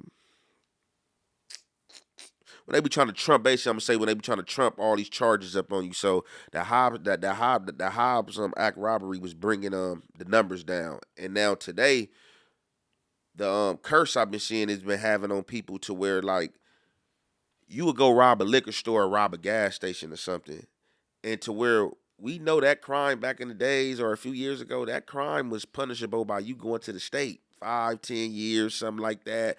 3, 5 years, depending on how many times you've been to jail, how many times you committed a robbery. Now, that Hobbs Act, you know what I'm saying, they're merging that with commerce, and you'll go rob that gas station, and that gas station robbery will take you federal because all these laws were being passed in the feds from Hobbs Act, from the First Step Act, and it was putting all these people out. So the feds, I was watching it get empty before I came home. COVID hit, the Hobbs Act, the First Step Act, Hobbs Act robbery, all that stuff hit. It was emptying the feds out. People was going home in rapid numbers, so they was having to close a lot of units down in the feds. And here you got the state. The state is full packed. You know what I'm saying? Y'all remember when they had start sending people out of town to Arizona, Oklahoma, Mississippi, all that type of stuff. So the state stay packed to where the feds, people are getting out. They got to close some of these units down and stuff like that. So you know what? We got to fill this thing back up. Okay, this Hobbs robbery act. Okay, commerce. He robbed that jewelry store. Oh, he robbed that gas station. Federal. You know what I'm saying? You're going federal now. So that's the curse of it. You feel me? To where it had originally came out and it was helping a lot of people. Now on this back end, people who's going to jail for it now, and they're not of them old robberies, man, they hitting you with it. You know what I'm saying? You're not going to the states. You gonna do something that you think is state or small and minute, and you gonna end up in the feds. Like, man, I'll make it to the big league, man. It's a federal. And you gonna go to court and your judge gonna be like, man, interstate commerce and this and that. You gonna be like, huh, man, what's that? And be like, yeah, the money, and you gonna be like, oh man, it's crazy, man. Like, yeah, and it's you know, it's a trick bag. It's funny you saying that because when I was younger, I was like, for you to hit the feds, I thought you was like this type of person, this caliber of person, or you more sophisticated than the other. But then I got like the dirty homies hitting the feds for just a regular blick. I'm like, what you doing? It used to be like that. Like you had to have a certain charge to hit the feds back in the days, or when you go to that feds, it was like kind of like a privilege. You know what I'm saying? Because you run a big money, but now anybody can go fed. Like it ain't like that no more because they emptying the feds out. Like all them dudes they was having back there, and these drug lords, y'all was hitting dudes for all these drug crimes back in the days. That was all that. The jail started getting emptied out when that Hobbs Step first came out, and when the First Step Act came out, we probably can Google the numbers, how many people that put up out of jail. So, you know, that started decreasing number in business for them. They ain't got enough officers to work. They got to start laying people off. So, man, what could we do? Man, man, we got to start bringing some of these state people over. We got to figure out the loophole, how to, you know what I'm saying, coincide and make this state shit federal. Yeah. That's all they doing. I remember seeing a lot of the gang indictments where the FBI and the LAPD come together to indict whether the Black P-Stones, the Avenues, and what they end up doing is they share the arrest. They give half of them to the state and they give the other half to the feds so that everyone is happy at the end of the day. And I'm like, this is weird. Everyone did the same thing, but some of these guys go state and some of these other guys go federal. I seen that before. Yeah, exactly. It's like a juggle like this. It's just like, bro, you got people that get arrested every day for guns. Like, if they really want to be on bullshit, a lot of them guns can go federal. So that's why, like, to all you YNs out here, you know what I'm saying? Like, man, y'all better be careful. Like, when you get caught with certain weapons and you want to have the switch on the thing, when you take your deal, make sure when you taking your deal that you make sure they got that in writing, that you can't be charged by the feds after the fact, because you will go do your time. You know what I'm saying? You'll go do your state time. As soon as you finish with your state time, the feds will be right there at the door like, oh, yeah, come on. Now we about to get you. Now you got to come do a whole nother sentence in the feds. You like, oh, man, it's double jeopardy. And they going to come with the loophole like, no, bow. It's a different you charge. To it to this. Yeah. It's a different charge. Sure. So, So you know, some people, like, you can go on your first offense, but some people go through the loophole. But, like, I think now we're going to start seeing more people go to the feds for guns. That's how they caught, remember during, I guess you guys were too young, but when those LAPD officers got acquitted for beating up Rodney King, the feds picked up the case. It seemed like a double jeopardy, but they were like, no, we're charging you with violating the civil rights of Rodney King. That's a whole different charge, and they were able to convict those LAPD officers. Never. I never heard that. I never heard this in my life. Remember, they all Is that got right? Remember the Oh, yeah, I'm the saying- riot that started in your hood. Look, I understand all Okay, that. yeah. But I'm saying I've never heard about them being re-indicted by the feds. Yeah, they were found not guilty for excessive force. Then the LA went on fire. President George Bush. yeah, okay. President George Bush went on TV and said it was very disgraceful that that those LAPD officers got away with beating Rodney King. Trust me, we are going to the feds are going to look into it. And then they got charged with violating his civil rights, a federal charge, and that's when Stacey Koon ended up doing 36 months in the feds. What is going on in LA must and will stop. As your president, I guarantee you this violence will end. And now let's talk about the beating of Rodney King, because beyond the urgent need to restore order is the second issue, the question of justice, whether Rodney King's federal civil rights were violated. What you saw and what I saw in the TV video was revolting. I felt anger. I felt pain. And I thought, how can I explain this to my grandchildren? Civil rights leaders and just plain citizens fearful of and sometimes victimized by police brutality were deeply hurt. And I know good and decent policemen who were equally appalled. I spoke this morning to many leaders of the civil rights community, and they saw the video as we all did. For 14 months, they waited, patiently, hopefully. They waited for the system to work. And when the verdict came in, they felt betrayed. Viewed from outside the trial, it was hard to understand how the verdict could possibly square with the video. Those civil rights leaders with whom I met were stunned, and so was I, and so was Barbara, and so were my kids. But the verdict Wednesday was not the end of the process. The Department of Justice had started its own investigation immediately after the Rodney King incident and was monitoring the state investigation and trial. And so let me tell you what actions we are taking on the federal level to ensure that justice is served. Within 1 hour of the verdict, I directed the Justice Department to move into high gear on its own independent criminal investigation into the case. And next, on Thursday, 5 federal prosecutors were on their way to Los Angeles. Our Justice Department has consistently demonstrated its ability to investigate fully a matter like this. Since 1988, the Justice Department has successfully prosecuted over 100 law enforcement officials for excessive violence. I am confident that in this case, the Department of Justice will act as it should. I think one guy got acquitted from the feds, but yeah, they end up going to the feds. But people were like, man, that's double jeopardy. They were found not guilty, but it wasn't. It was a different charge they got. I think the police need to be held to a higher standard than us. So when they commit crimes, they punishment need to be tripled. Y'all, you sworn in, you supposed to serve and protect. You know what I'm saying? So you supposed to hold them dudes to a higher standard when they F up. That's what I believe. For sure, for sure. Okay, I want to play this one clip of Charisse. She's going to the jail. Right. She's going to the jail to see if Termaine, the fake Luce Cannon, is going to get bail. So she did a little vlog. Let's listen to what she had to say. I'm nervous. I'm on my way now to go to my husband's arraignment to see if they'll give him bond. I heard that they gave others bond, so I'm praying that we get it. Pray for me, you guys. Pray for me.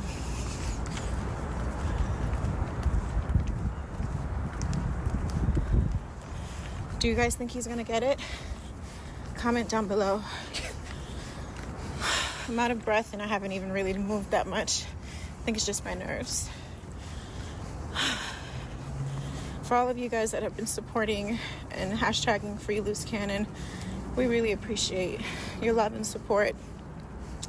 Definitely, we'll continue to repost and share your support.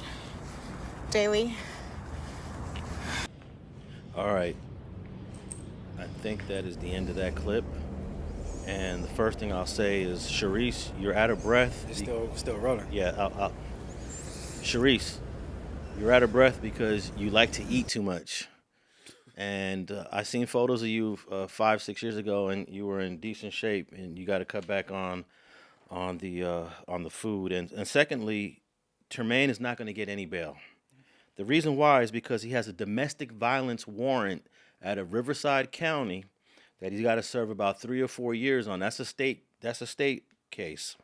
And then don't forget that your boyfriend, not your husband, because he's still married to Gigi, by the way, and she's trying to finalize the divorce, Charisse. So you're actually a baby mama. Technically, you're a mistress because you're with a married man. But he's not going to get bail because he also has the no jumper assault. Those charges are going to be coming any day now. Believe me. So no, he will not get bail. Some of the other people have gotten bail. Some of them have already bailed out. At least 5 or 6 people are out right now. So what's your reaction to hearing her trying to go to the jail to see if he's going to get bail on the first court date? Hey, look, bitch. Ain't nobody about to pray for you. You talking about pray for me. That's for one. Don't worry about putting that house up, you know what I'm saying, for collateral with bail, bro. Just change the sheets. I'll pull up. You know what I'm saying? You know what I'm saying? I'm like, no, I think Rick Rock he might beat you to it. Oh, I'm after you, Rick Rock. Big team, like really, on everything. Gigi, the real wife, she shitting on you. You feel me? On everything. You need to do some burpees, get your cardio up. You breathing too hard. You feel me on the set, man? Yeah, that's all, Charisse. Hey, how did the bail hearings go when you first hit the feds? And usually you don't get bail on the very first day, right? No, I didn't even see my first bail date. I don't even think it was really like a bail hearing. It was like a fake little arraignment by way of us waiting arrival to go to Spokane. So we just seen a magistrate basically to just like, just to see, someone of the United States to bond us to be, you know what I'm saying, stay in jail. And then once we got out there to Washington, like, no, I don't even think, because I had to go to a scheduled bail hearing.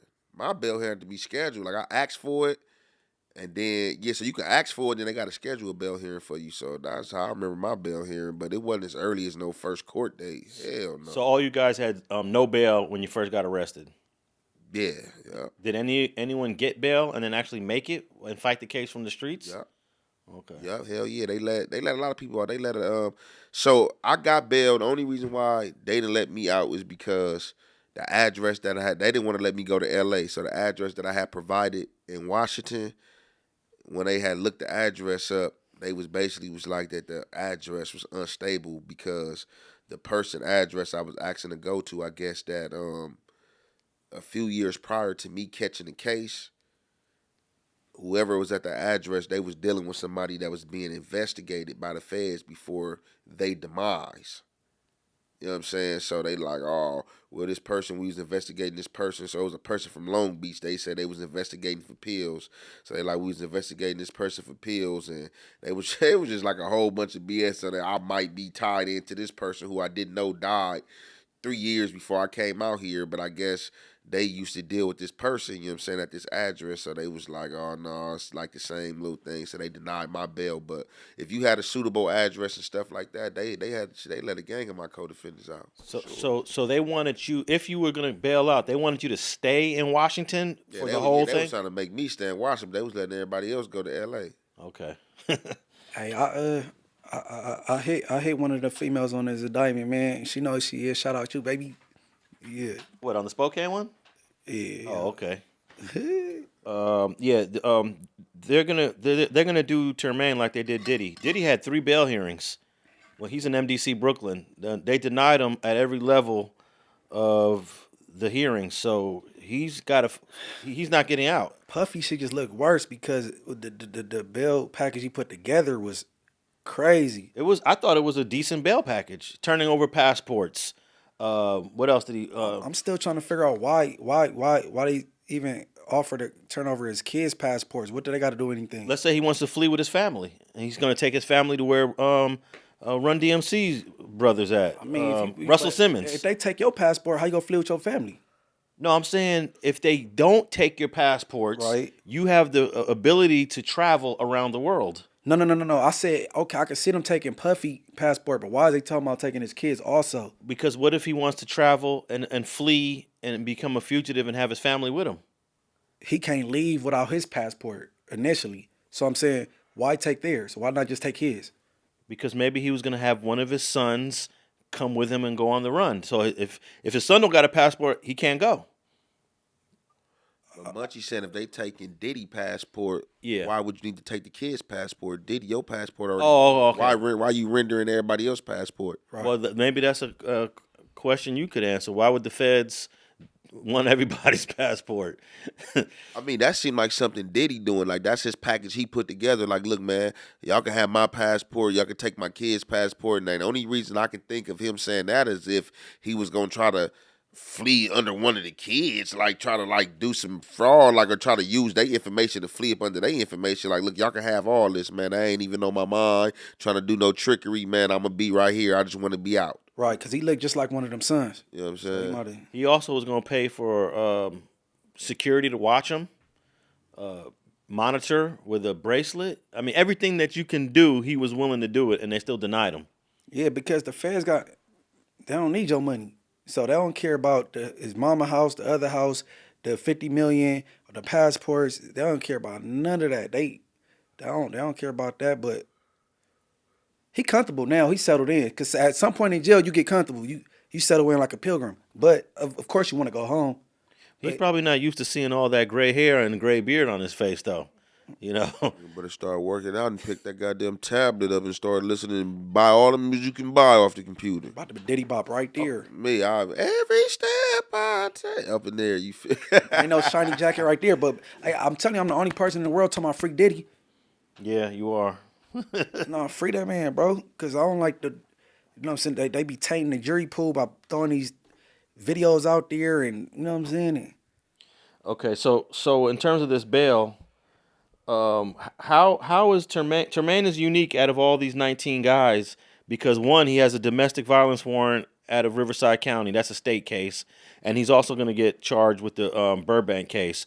But this, I believe, the Fed case is probably the priority at this point, right? 4 of them was already in custody. Oh yeah, some of them were already in custody. But what if Riverside says, "Hey, he needs to do 4 years for the domestic violence warrant that we have him on"? What do the feds say to Riverside? The feds trump everything. Once the feds come into play, they don't care what the state got going on. The feds gonna come holler at you, and after they finish with you, the feds can give the state. They gonna give the state liberty to handle what they want to handle, and they're gonna figure out amongst each other and amongst your legal counsel and what time you gonna do first, or if the time is ran bow-legged, they're gonna figure out what time you ran first. You know what I'm saying? But being your legal counsel, you know what I'm saying, trying to get you the best deal, he's gonna try to see if he can get all that ran concurrent to where you can just go, you know what I'm saying, or you right here in the feds, you know what I'm saying, you finish your Fed thing, you know what I'm saying, and then, I could just be over here doing the state thing, you know what I'm saying, to where we gonna just, you know what I'm saying, get you a deal over here and run it all concurrent. But if it's bow-legged, it just really, you know what I'm saying, depends on what the feds want to do, you know what I'm saying, like if they want to get their little time out you first, you know what I'm saying, more than likely they gonna get their little time out you and then shoot you to the state, let the state do what they do. And for the viewers, bow-legged mean consecutive. So after this time, you got to do the time after that.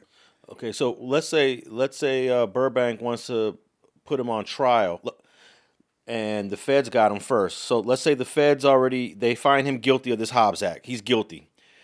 Does he go to trial in state court after he's found guilty in feds, or does he have to finish? He has to do this time in the feds first, then they send him to the state to go on trial for the state case.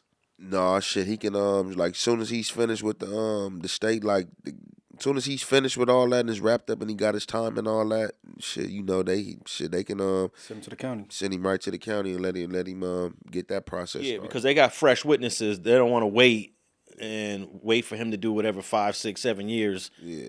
So they ain't gonna make him to wait to finish his time. But let's just say we sentence him to 3 years. All he got to do this 3 years before he come over there and do that process with y'all. No, it's just about them getting him sentenced. Like, okay, we got you sentenced. Let's say we got you sentenced to 60 months. All right, bam. Now, okay, the state want to holler at you. yeah. Now, what do you recommend in terms of these deals that the feds are offering? Because I know you took a deal on the Spokane case, but in hindsight, you think that you might have got some love if you would have took it to trial because you wouldn't have got more time, and you was facing the same amount of time, right? But be particular though. You said what advice you got? Yeah, because it's too many people to like be particular like a certain.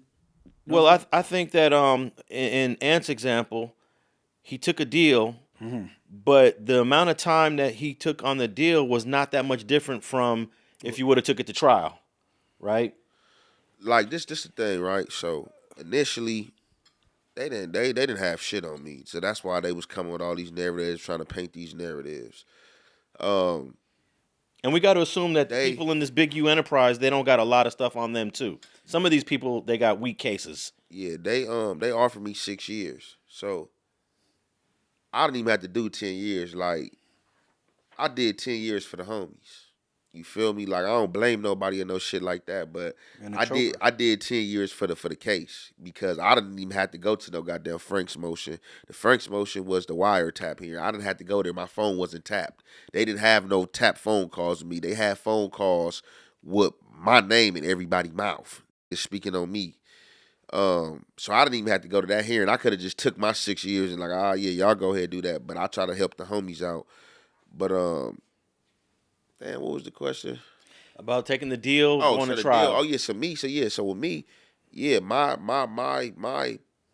mouthpiece was telling me, my lawyer was telling me, but I didn't believe it because, you know, me doing state time and all that, I didn't believe what he was saying when he told me that it's a possibility that if I go to trial and even if I lose, I'm going to get less time than the 10 years. That sounded ludicrous because in the state, like shit, you go to trial, if the state, they offering you 15 years and you go to trial and lose, man, you about to get hit probably with like a 30 piece or something, like double. So I'm thinking it's something like that. And I'm thinking that this lawyer is trying to play me, but the whole time he was feeding me good game. He was like, man, let's go to trial, ready to go to trial. He said, man, you go to trial, even if you lose, you're not going to get 10 years. And I'm looking at him like, man, what the hell is you talking about? How?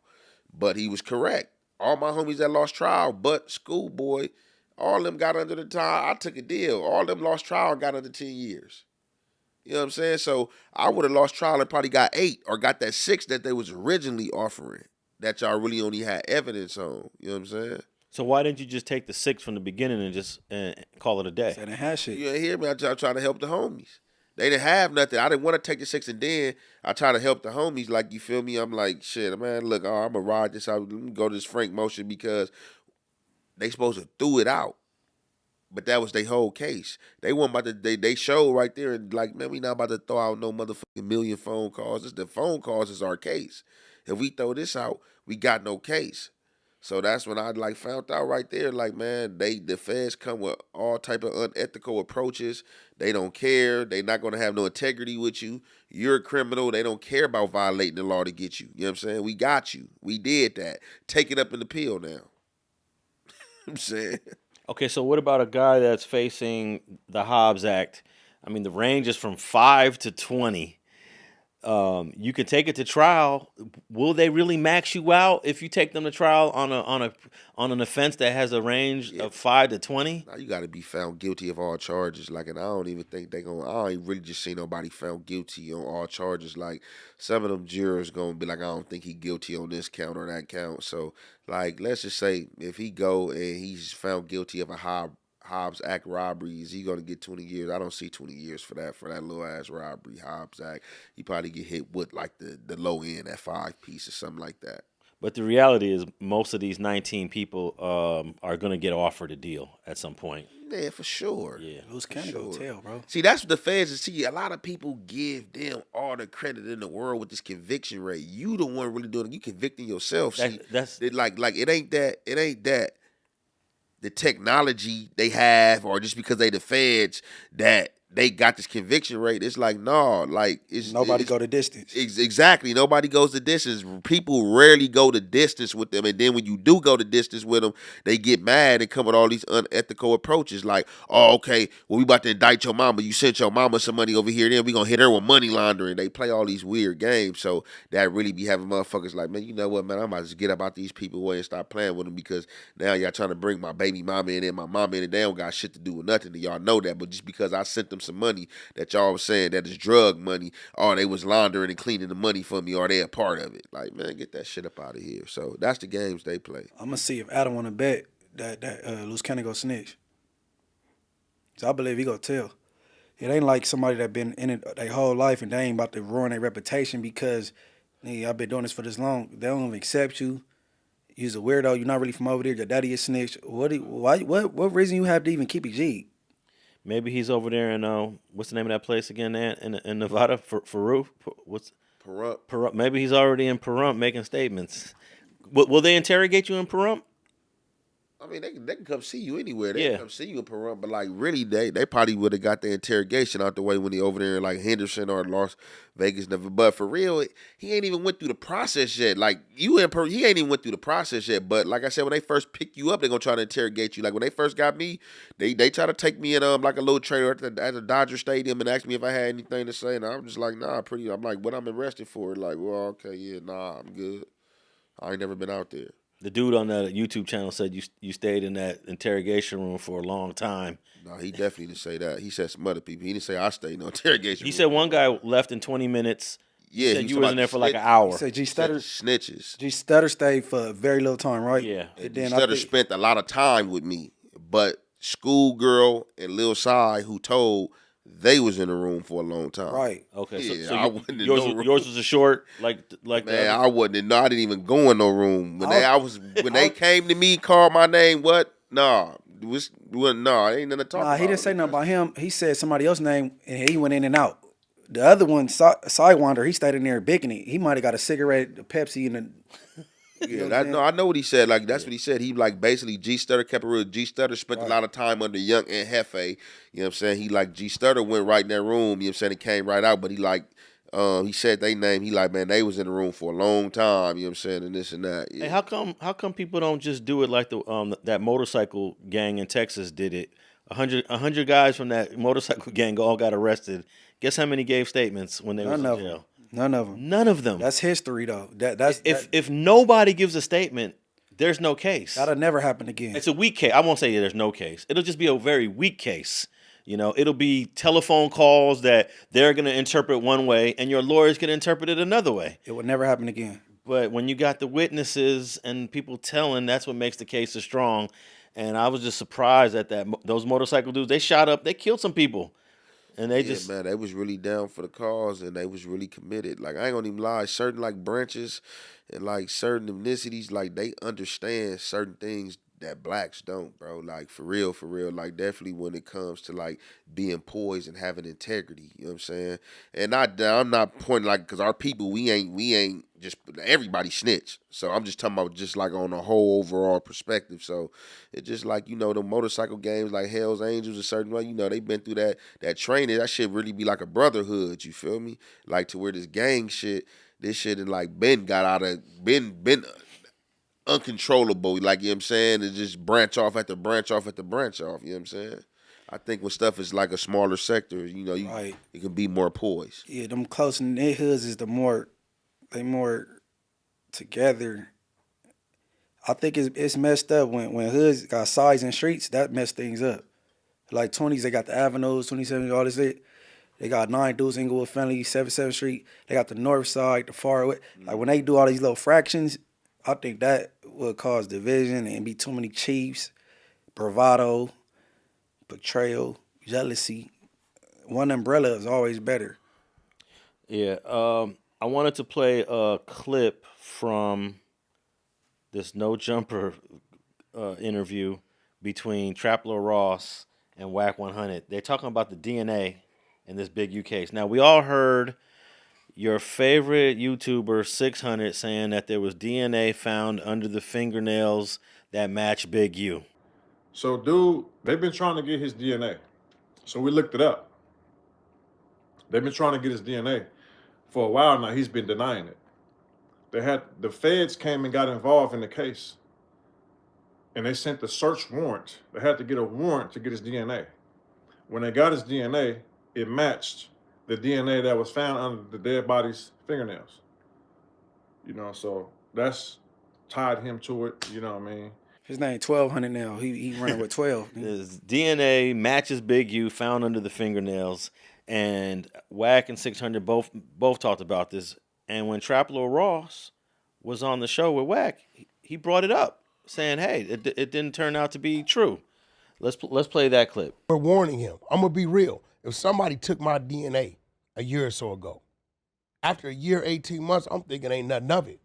I'm not even thinking that my skin's under about a dude's nails. And I hear the family say they found his DNA under the nails. I hear that. That's gonna be alarming to me. That did turn out to not be completely true, though, right? No, it was completely From true. the complaint, it said that the DNA that was found, it couldn't confirm that it was Big U, but it couldn't rule it out too. Whereas they could rule out the other individual, right? No, I don't know where you saw that at. I really saw it. It said that it wasn't completely confirmed that it's Big U's DNA. That's what I'm seeing, and there's still no. There's no. confirmation. Listen. They said it was inconclusive or something like that, right? So do you want me to read it out? Go ahead.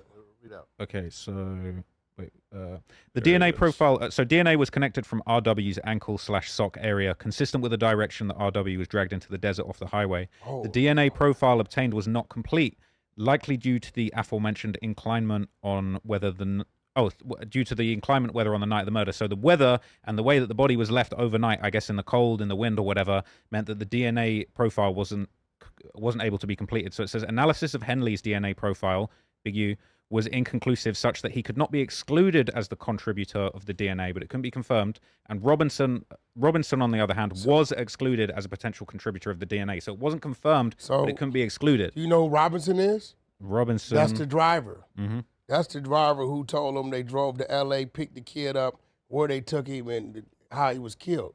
So when you got something that says you're not excluded, it could have been you, maybe not. But then you got the dude with you who gave DNA once they brought him in. Big U didn't know it. And they show, you didn't touch the body. That means he's identified Big U as a killer. That's who really told on him. But all I'm saying is that, from what I understand, the DNA thing, to make the statement Big U's DNA was found under his fingernail. That's been running in the media a lot. That's not been conclusively proven as true. These mics are kind of sensitive, so you might want to pull it in a little more. Right? Yeah, no, that's what You got to remember, we didn't make.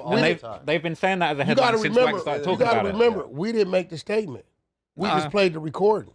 But this is the thing. Do you feel like it's kind of overcooking Big U's involvement? Now, obviously, it's an open case. It's unresolved, right? But the headline of DNA found under fingernails is not.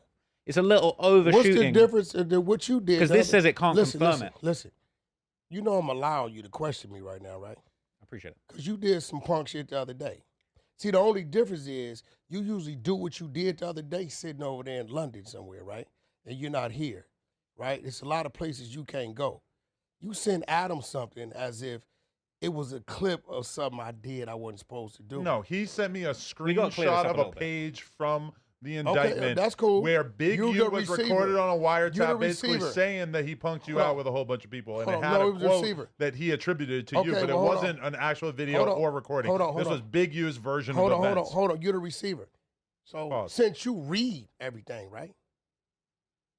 Now tread lightly with this, because I've been telling myself for the last couple minutes not to really do nothing to you, because I know what you was trying to do. Okay. So since you so thorough, did you read what Big U said he did to me? No, either you gonna play smart or dumb. Did you read it? Yes. Can I say one What thing? did you Can I say find one thing in my there defense first? That's the bullshit and the real shit. But can I say one thing in my defense I first? just want to know what you read. I feel like stuff that Adam said that he put source on top of. I just sent him an image of the indictment and said, "Have you seen this?" You went in the room and you said a bunch of stuff. No, you said in that page. Added on. You said in that page. So I'm asking you, you're just gonna let me know where you at with me. Mm-hmm. Did you read that and did you use your brain to understand why and why not? So I'm a dude that just violated Big U like no other human being, right? Violated him. For sure. 2-3 years, right? That's such a claim to fame now that Big-U is like the ultimate bad guy of LA. No. Him being able to say that he violated is like him saying he went up against Al Capone. No. To tell the tale. No, you got to remember, I don't see Big-U the way y'all see Big-U. I know. Big-U done sat on my couch with his head down, scared straight in situations where he needed our help at. I don't see him that way. A motherfucker who I had to pay rent and help take care of his family, who then sat on my couch and said, help me, I don't see that dude as that, right? Now, first of all, we seen how he just deflected. Yeah, he deflected. Traveler Ross proved his point that it was inconclusive and there wasn't no DNA positivity under his nails. Then he said Sylvester and deflected and said that's how he tied it in, although it's inconclusive. And then completely spent the narrative and got to talking about himself because he read exactly what was in the indictment about him trying to plead for Big-U to leave him alone. I don't like Big-U, bro, and Traveler Ross don't need to sit down with everybody because, man, he from the UK and they bullying the dude.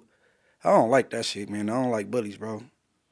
Yeah, I played that just to show that all this information about DNA that they were saying on the internet before these arrests happened were 100% incorrect. There is inconclusive DNA for Big-U. The Robinson's DNA is completely excluded. So I'm not sure. I mean, the feds can play a dirty game and say that inconclusive doesn't mean he's not the one, you know? But the narrative that they were running with was not true. I shouldn't get mad listening to people. This get me hot, bro. Okay, and the last thing I want to mention before we wrap this up was this is an incident that happened here in LA between WAC and the 60s, and I've heard this come up many times, but it's surprising that it's actually in this complaint because of the wiretaps, because of the cell phone monitoring that the feds did. So on July 9th, 2022, the feds were listening to Big-U talking to Victim 1 about an incident with Henley in the Rolling 60s chasing down WAC 100, attempting to hurt him. There's 15 to 20 niggas with us with hoodies tied down. I got my hoodie on, all black, tied down. She like, boom. She jumped in the car, paid for, and then took off. Boom. This nigga screaming, my wife, draws. I see you, Eugene. I see you.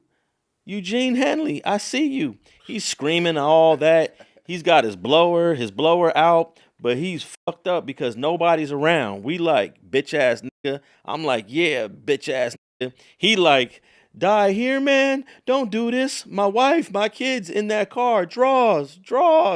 Don't do this. He's screaming. This is in the actual complaint. The feds decided that this was an important part to put in this complaint because they wanted to show that he was pressing WAC. They wanted to show him as a monster. But it just corroborates the story that we've already heard, Munchie, of what happened at the, this was the Novo?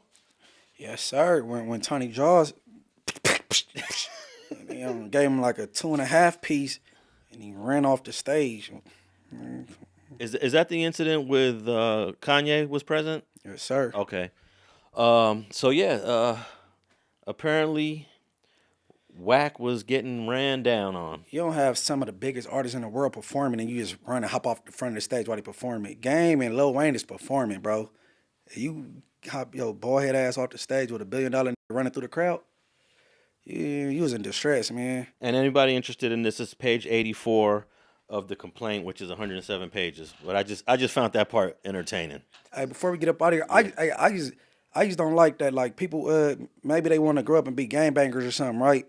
And they might think what these dudes doing, like 600 and WAC 100, that's what gangbangers do, and that's the bad representation. And you might be misleading somebody to go get involved with some shit and have them doing it the goofy way and get hurt, and that ain't right, bro.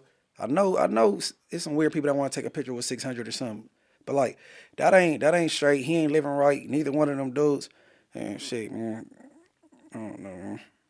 All right, well, on that note, we'll call it a day. I mean, I could talk about this complaint, this 107-page complaint, all day long. But Young Ant, let the people know where they can tap in with you And what you got coming up next? Oh man, y'all already know, man. If y'all don't know, man, y'all already know I got that daily content dropping, man, on Young Ant Jefe, you know what I'm saying, Jagged TV, man, 7850, man. Check me out, man. Y'all already know I don't care about number what the check say. Y'all can also hit me on the gram, you know what I'm saying, if you will, at Young YONUNG _ANT ant _Jefe JEFE. You know what I'm saying? You know, I got this mixtape coming within like the next 2 weeks, you know what I'm saying? I'm about to drop this mixtape, you know what I'm saying, what the check say. I already been dropping the singles, you feel me? I got the visuals on the way. You know what I'm saying? That's where we at with it. Y'all already know, and the content's every day. Hey, be on the lookout for the Gangster Party podcast with me and Young Ant Jefe, you know what I'm saying? Most definitely. So, Oh, the Gangster Party podcast is coming soon? Most definitely. We in there. We definitely got something popping. Okay. And have you guys done a song together already? No, we ain't did no music yet. Oh, okay. Nah, not yet. No, because I said this to you before when we did the interview. You got some bars.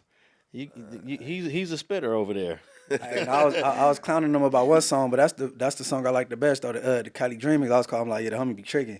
But no, that's what it's called, Cali Dreaming, right? Yeah. Yeah, that's the one I like. I'm an R&B thug, but I be liking that fabulous type sound and all that little shit. But no, Cali Dreaming, that's hard. And Munchie got some hard songs too. So yeah, if you guys come together on a song, I know that's gonna be a joint. No, we're gonna put something together for sure. All right, and Munchie B, tell the people where they can hit you up at.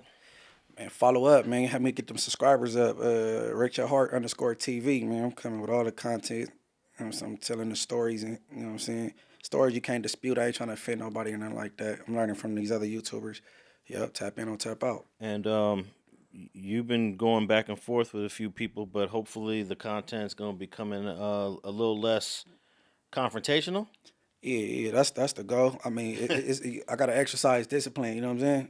Like, where you from, you don't get hit, it don't hit back. So I'm going to just try to exercise some discipline and ignore some people, that's all. And seems to stay away from the back and forth. Although you did do one against Damian Porter, but that was kind of like clearing the air. Yeah, I do. Right. I give everybody a fair shot, man. Like even people that people like to look at as small or minute. You feel me? If you respond or you do something, I might respond one time, but I ain't gonna even lie. I've been falling out of the appetite and effect to be responding to certain things at all, because a lot of shit is like really beneath me and I shouldn't be responding to a lot of shit. So yeah, I don't be like with the fake confrontation, because I don't know. I ain't with the fake smoking, like the edge these dudes be trying to come with, like the street edge on social media. I ain't with that. I'm like too quiet. I'd rather just, you know what I'm saying, see you when I see you, you know what I'm saying? Other than that, man, just leave it social media.